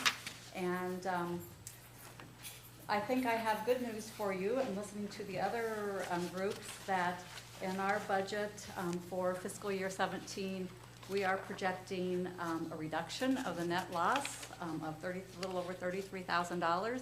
The budgeted for fiscal year 16 was $314,850, and we're looking at the fiscal year 17 budget of being $281,512. Yay. So hopefully that will be good news to your ears. Yay. So you're probably asking, well, what are you going to do? How are you going to get there? So this business plan lays out our intention of how we will reduce that operating cost. And it basically comes down to increased events, increased sponsorship revenue, and increased revenue from concessions from that. So, and then also that's one of our main goals, and our other goal, which I'll talk about as well, is just increasing awareness of the facility. But before I get into the plan, I want to just give you a little bit of background here on, since I started in September, we really this January have had, well, last Friday, actually, our first big event, I would say. Ronnie Millsap was at the auditorium, and we had just under 1,000 seats sold. We would like to have had more, but we also started offering more in concessions, so increasing the bottom line on the revenue on the ancillary income. So that was an exciting part. And then on March 18th, we have booked comedian Ron White. Those tickets went on sale Saturday, and we have sold. I kept watching my phone. If you thought I was checking my email, I have an app that's a Ticketmaster ticker that real time tells you how many tickets are sold. So as of a few minutes ago, we have sold 1,134 tickets to Ron White, and there's only about 1,500 seats available. So, and that's a ways out. So we're excited about that, really excited about that. So, you know, we've had big names at Burlington Memorial Auditorium in the past, whether it was through the city when the city operated, or other private promoters, or under Civic Music. And I started in September, as I said, and probably once a month, I will hear somebody out walking around on the floor, and I don't hear them come up the steps, and I'll get out of my office, which is on the mezzanine level, and go down the stairs and look around. And there'll be somebody just standing in the arena floor, looking there, and I'm just like, can I help you? No, I'm just here looking around. I used to live here, and I attended this event, or was in a school concert, or whatever it was. I said, you know, I just wanted to come and see what this looked like. I don't live here anymore, but I have good memories of this. And the last guy came in and said, as soon as I walked in, it smells the same as what it did. So that's just a neat thing. People have very, very fond memories of things that have happened there. So that's our goal, is to bring those memories back, get those people back in the building who have been there in the past, haven't been there for a while, or to create those same type of feelings and memories for people coming into the building today for events. So that's what we're all about. VenueWorks in the city of Burlington, we share a common vision of increasing the facility usage and event attendance, diversifying events, and filling gaps in programming here. Our staff at VenueWorks is committed to providing a positive experience for clients, patrons, guests, partners, and the city of Burlington and VenueWorks. We take our customer service duties very seriously, and really try to excel on pleasing the people that come in. Since it's managed and operated by VenueWorks, Burlington Memorial Auditorium has the collaboration and expertise of one of the nation's top venue management companies. VenueWorks' core management philosophy is centered on events, which is the lifeblood of a successful public assembly facility, and that philosophy is central to the mission statement, which is, it is the mission of VenueWorks and its subsidiaries to maximize the presentation of successful events and client facilities for the cultural, recreational, educational, and economic benefit of the communities we serve. So, as I said, this plan focuses on two main areas. One is the increased revenue through increased well-attended event business and sponsorship opportunities. And number two, to increase the awareness of Burlington Memorial Auditorium as a venue for entertainment, social, business, and community events. We realize that things will probably change as we go through the year, so this document will be tweaked, but it gives us a baseline of how we intend to address the fiscal year 17. So when you look at Burlington Memorial Auditorium, we obviously know there's strengths, weaknesses, there's opportunities, and there's threats. So one thing, Burlington Memorial Auditorium is the only venue I can think of around here within a fairly large distance, mileage-wise, that can accommodate over 2,000 people, that can serve the variety of events. We're having a circus in May, we've had MMA fights there, we have a concert, you can have weddings, so there's a variety, so that's a definite advantage that I see that we have. Some of the other strengths of Burlington Memorial Auditorium is it's well-maintained, it's a historical facility. We do have resident events through civic music, Snow Bowl, and the Shrine Circus. As I said, we can accommodate a variety of event types. Our capacity, we have ample free parking. The staff is focused on providing exceptional customer service. I didn't know this until I started there, but caterers love to work in that kitchen. They said this is a great kitchen for us to cater meals in. The funding from the city to purchase talent is a great strength, and access to VenueWorks corporate staff resources. I'll tell you a little bit about VenueWorks. When I started there, my first day on the job was at a corporate meeting for executive directors in September. Went there, didn't know anyone, really didn't know what I was to look for, expect or not. But I have never walked into a meeting not knowing, so the person I talked to who interviewed me and the person I talked to on the phone in a phone interview didn't know these people at all, but there were people from all over the U.S., other VenueWorks facilities, and I have never been treated so warmly welcomed as any place I've ever worked or any group or situation I've been into. They really do work to provide support and care and information to the venues that they support. So they have a great network of staff, marketing people who put this together for me.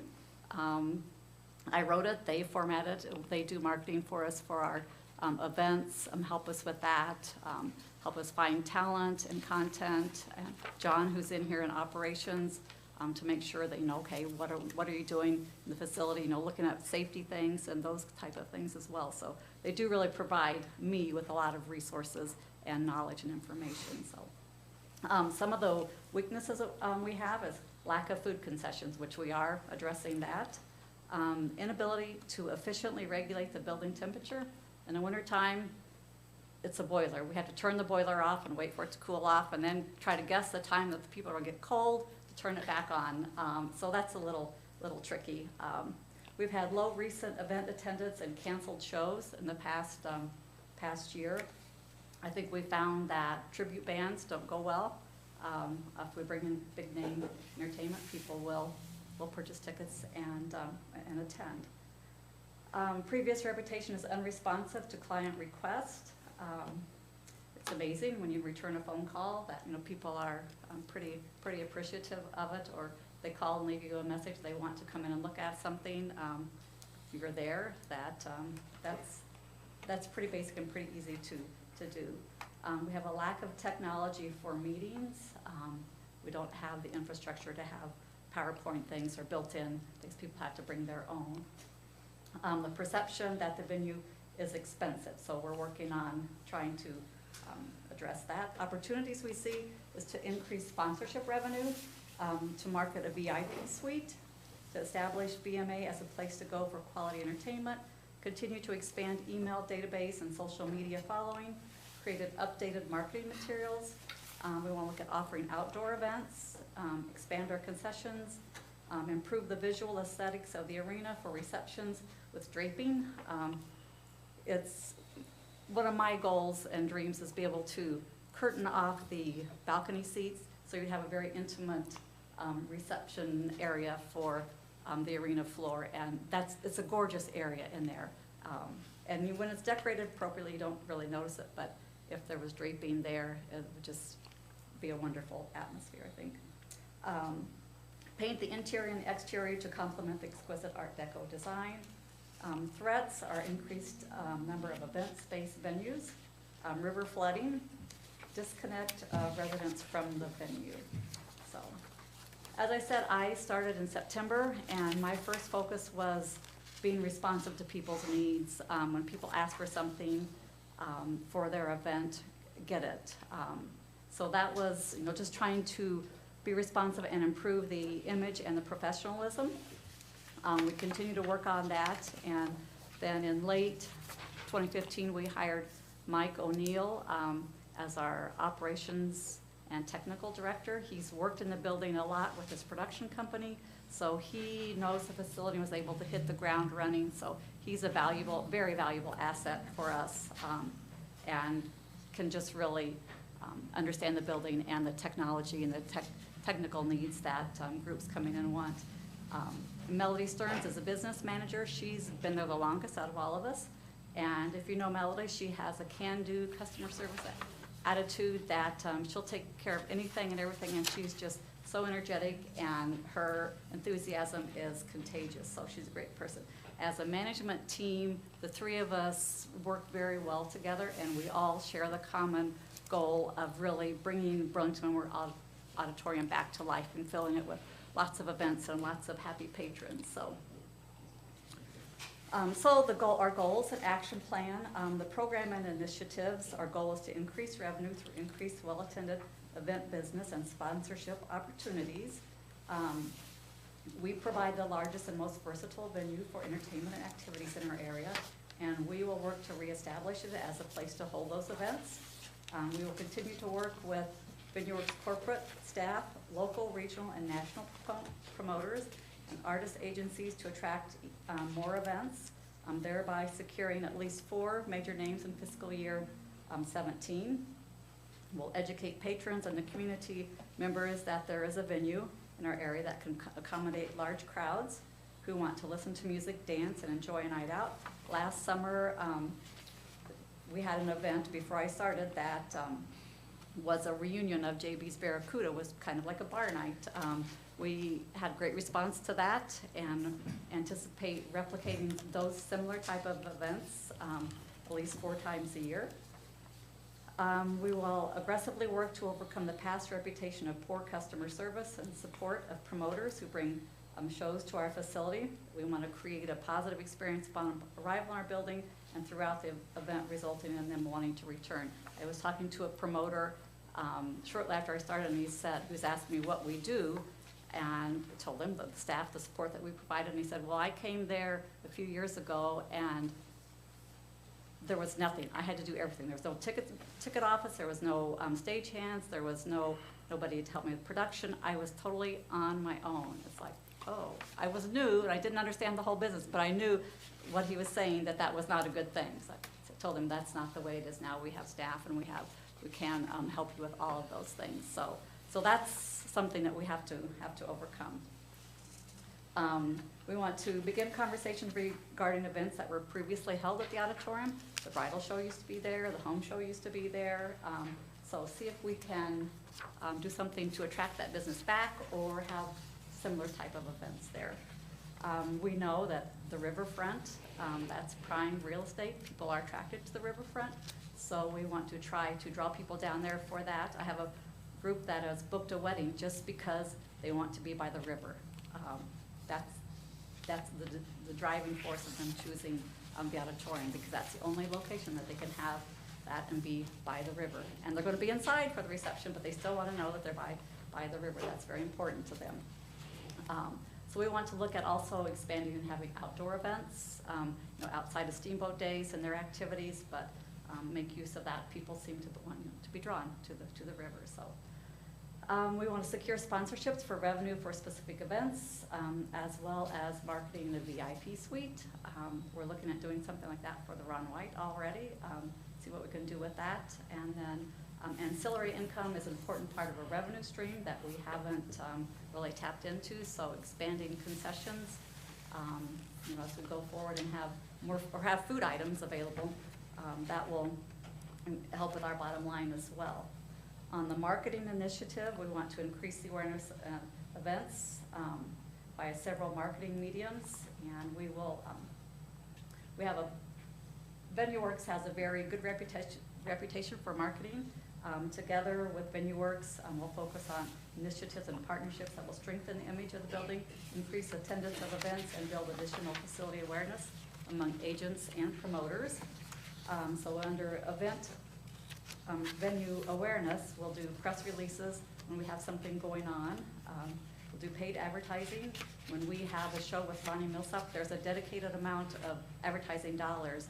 We're not going to do an event and then not promote it so that people don't know it's not there. So that will be a part of every event that we have. There will be allocated dollars to adequately promote that. Print advertising, where we use local and regional publications. And radio, we've been working with the radio stations on promoting advertising and working with them to help us with publicity. And we've reached out, did some TV advertising for the Ronnie Millsap as well. We have not a lot of photographs from events or the auditorium itself now, so we're working to expand those, and then we will publish those on national publications such as Billboard and Polestar. And we'll also work just getting the word out on the street in Burlington through various businesses and social media things. So under the social media, we want to further integrate social media campaigns into our website and day-to-day marketing, and add new social media technology applications to marketing programs. We want to increase our Facebook fan base to 5,000. We want to update our BMA URL for improved venue branding and awareness. Right now it's bma-live.com, which, if you don't know BMA, it's not a real customer friendly or a branded, easily branded thing. So we're looking at doing something with that. We want to increase our email subscription list to 2,500. This subscriber list increased 45% in last quarter of 15, from 671 to 970 active subscribers. We want to develop a portfolio of marketing materials for prospective clients in both print and digital format. We'll work with local partnerships and community involvement. We'll meet regularly with city partners, organizations, and businesses to discuss, integrate, and cross-market or promotional ideas. We'll actively participate in speaking opportunities when we can. And we'll play an active role in community programs and organizations. Under ticketing, we use Ticketmaster, and most of our ticketing is serviced through the box office at the Port of Burlington. When their convention and tourism budget was cut last year, that impacted the box office hours, so now they're open Wednesday to Sunday from 10 to 3:30 instead of every day of the week.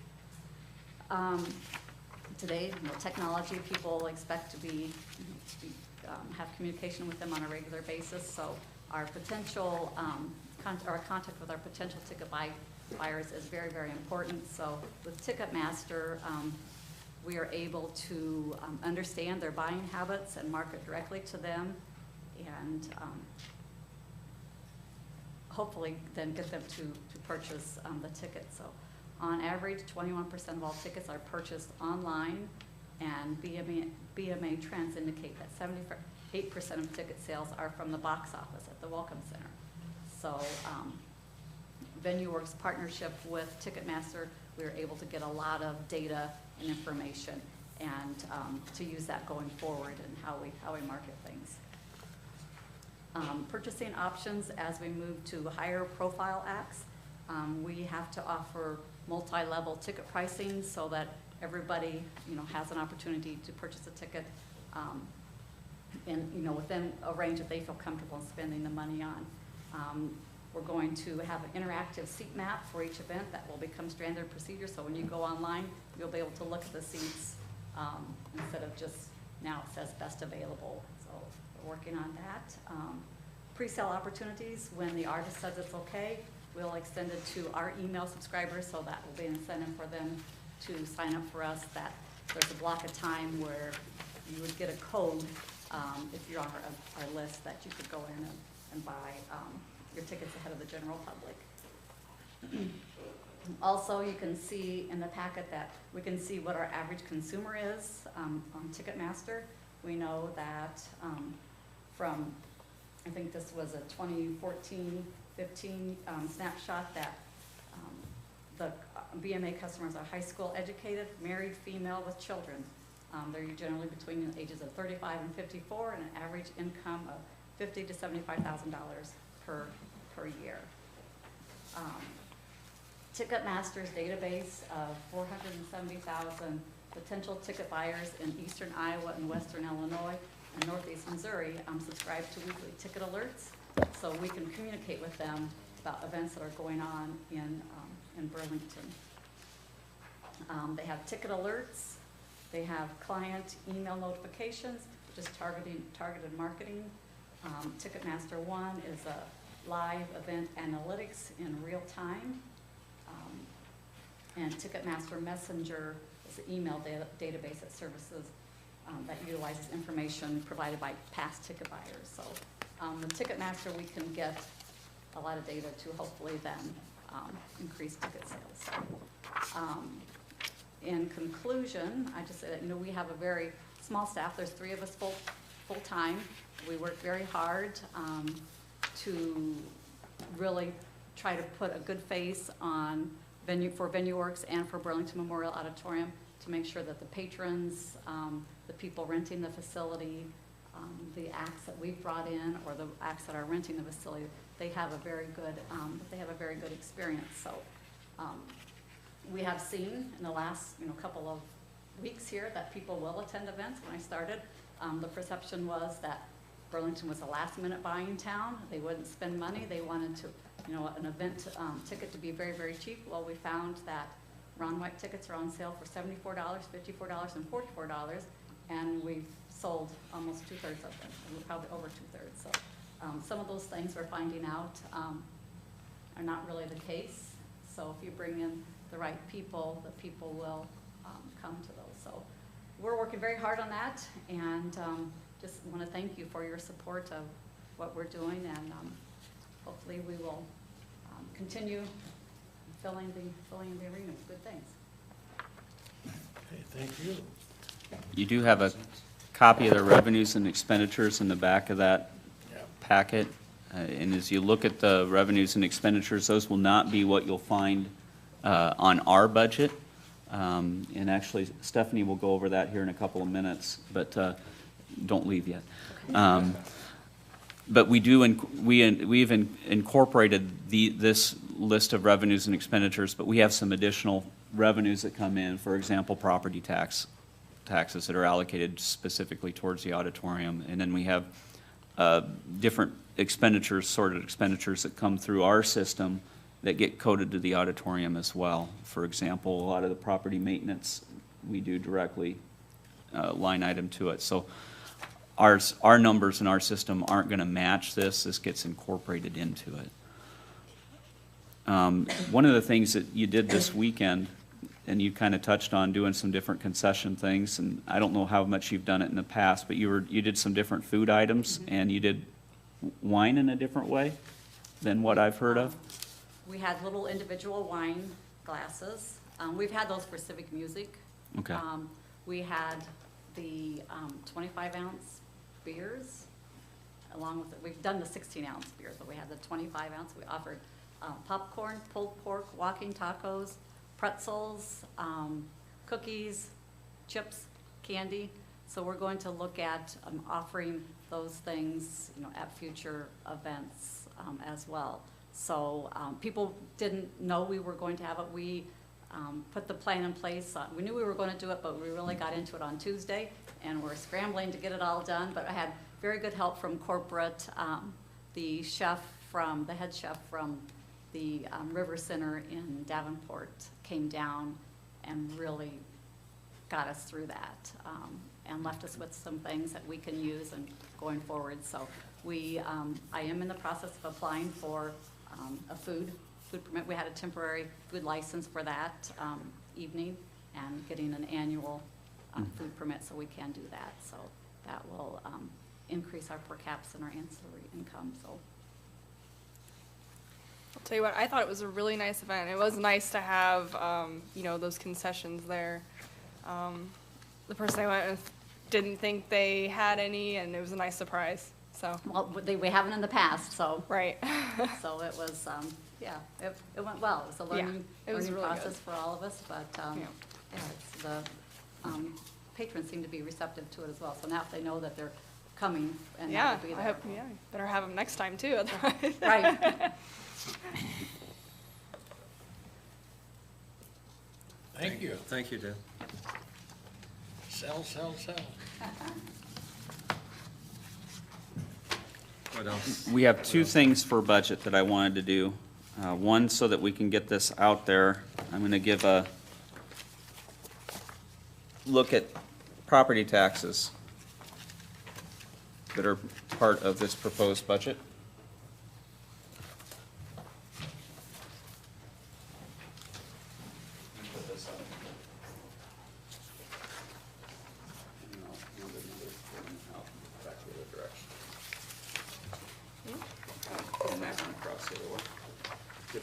I know. Thank God it's empty.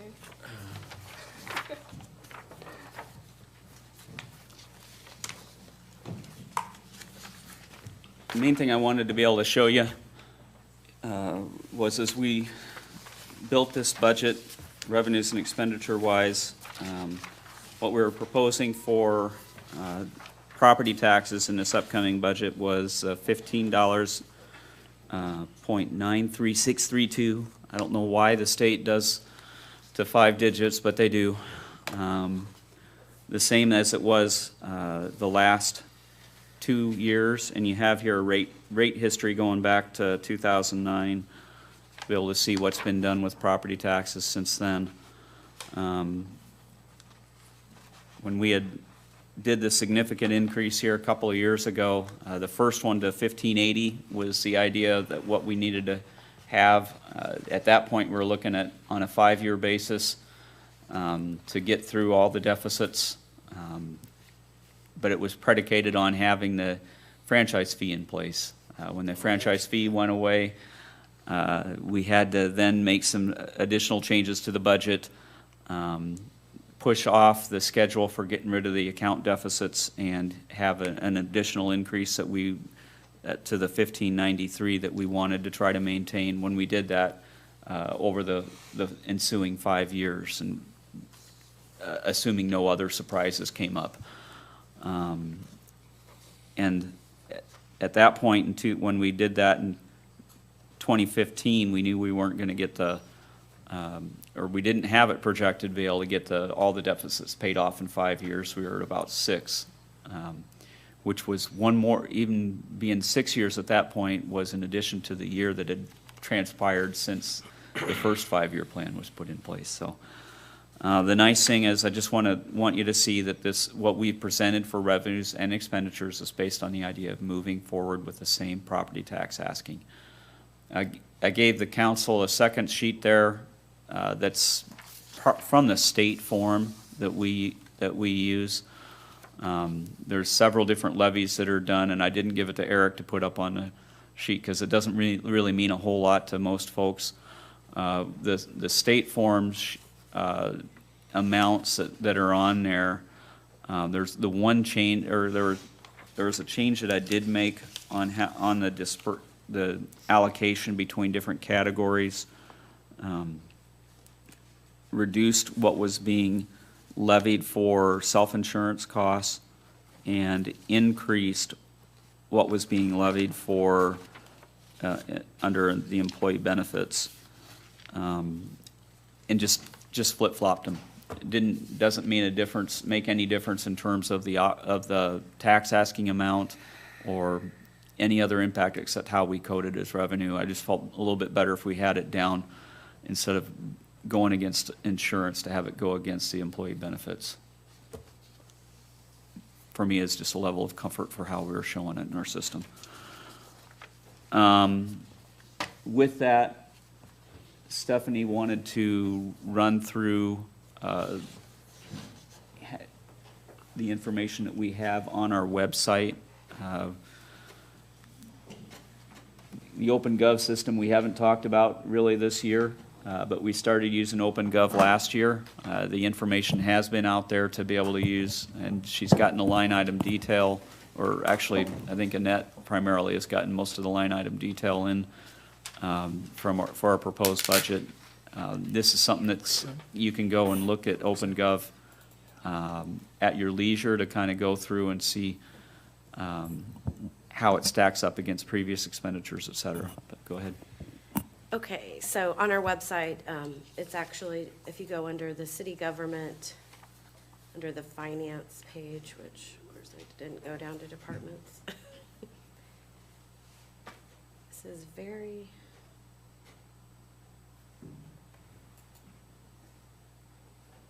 okay, so it's the second tab down there. It says Burlington, Iowa Financial Information in OpenGov.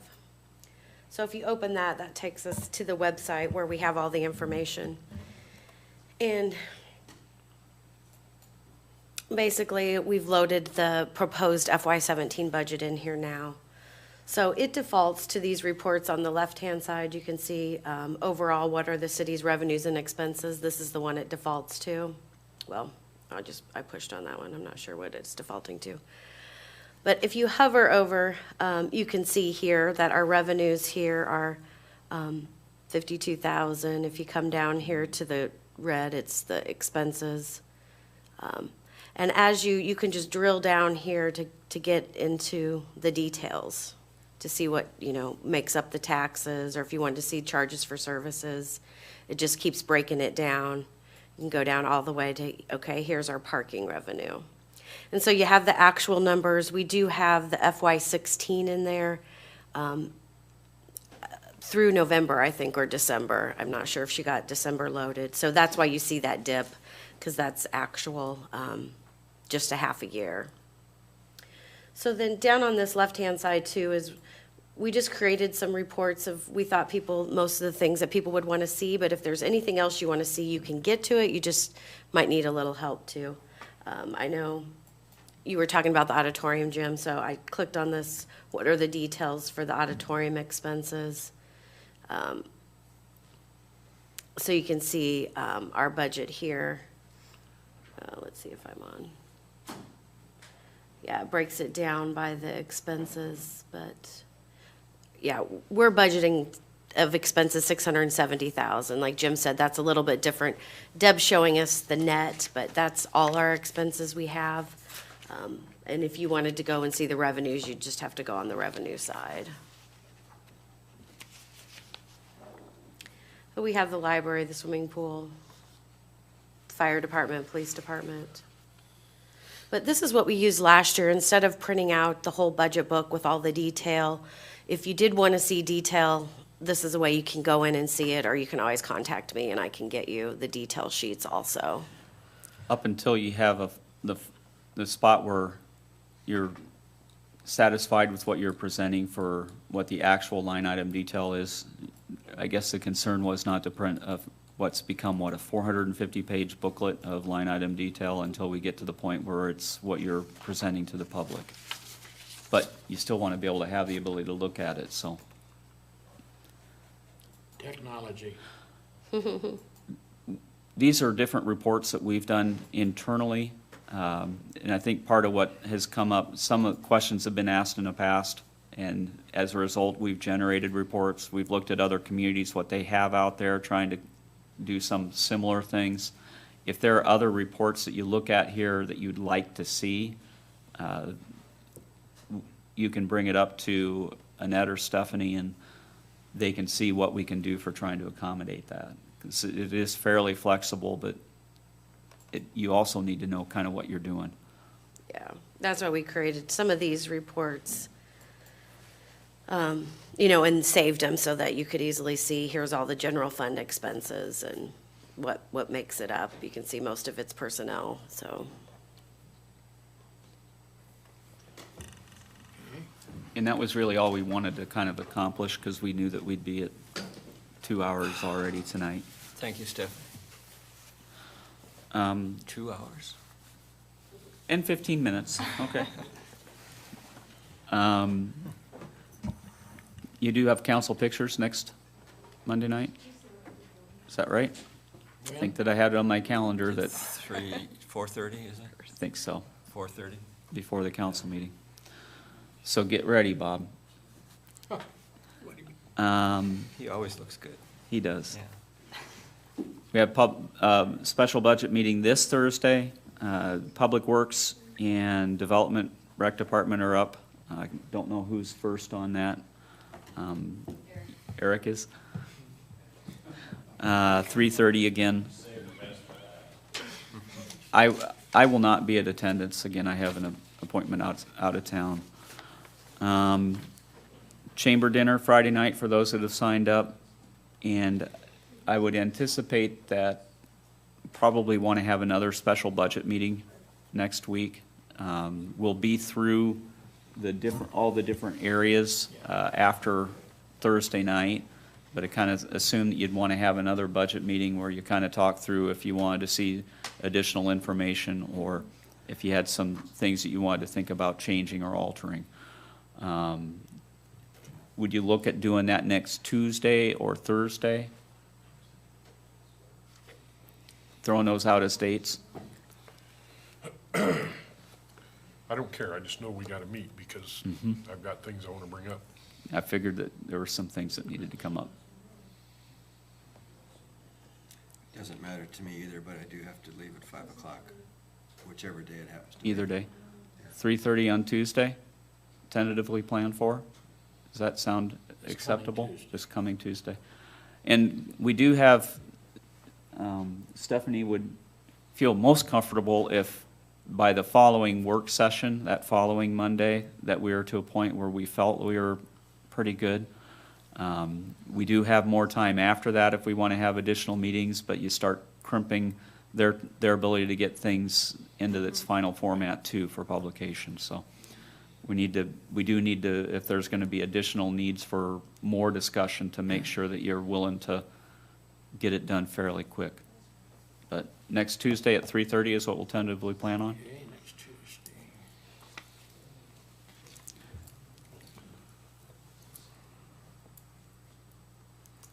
And that's February 2nd. It is. That was the list of things I had to get through. Councilman Wilson, you have anything? I do not. Mr. Scott? Yes, Mayor. Jim, have you said anything about the, Cobco board meeting and No, no. increases? What meeting? Cobco, city Oh.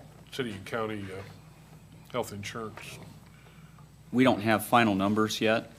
We do have on part of it, the health insurance side itself was a 10.1% increase.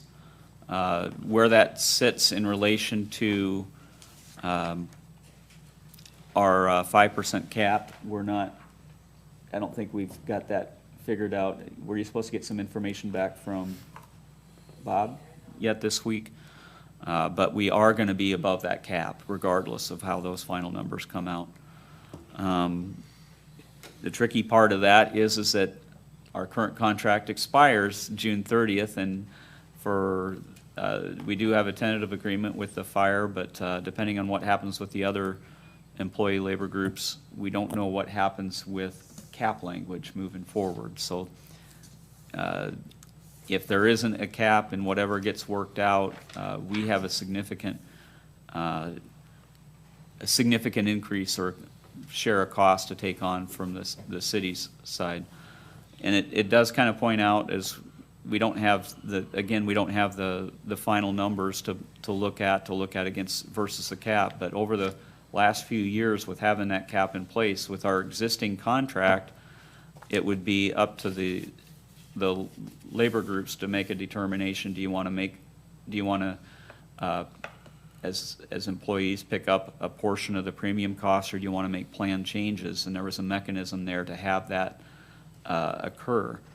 We're now at a point where there is no mechanism for having that portion happen. We are responsible for the entire increase. So until we have things finalized on the labor negotiations, we don't know what we're going to end up with on that. And we don't know what the total increase is going to be yet because we haven't got the numbers from Gallagher to. My assumption is it'll be just barely under that 10.1, but not much under when you throw in maintaining the dental and making sure that we do have ourselves covered. But that will be a 10.1 as well, or no, the 10.1 or the dental is most likely just staying even. So you get to use the increase on there to offset some of the increase on the other side. But the way the contract is written, it's the overall figure. It gets blended together.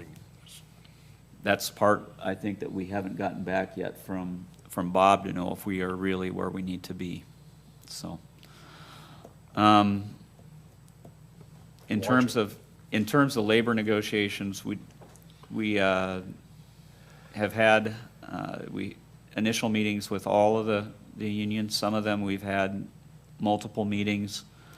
We do have more additional meetings with all of the groups scheduled over the next couple of weeks. So we'll see how those proceed. But as we do that, they have this information too to know as a level of concern, and they want to get some finalized numbers on health insurance. Okay. Is that all? yes, sir. Mr. Fleming? You know, for the benefit of those that come to these meetings, couldn't we put a speaker in here of some kind? Couldn't it be an easy thing to do? You know, the people that are talking to us, the people behind, it just seems to me there are times some of the people don't speak very loudly. Wouldn't that be an easy thing to do? Well, we have a sound system here, but evidently we need to turn it on. Thank you for saying that, Bob, because I'm looking directly at him and can't hear him sometimes. Right. And then I would think that with rheostats or something, there'd be some way you can lower the lighting so that these displays up here are more visible. Good Lord. These are just comments that I'm making.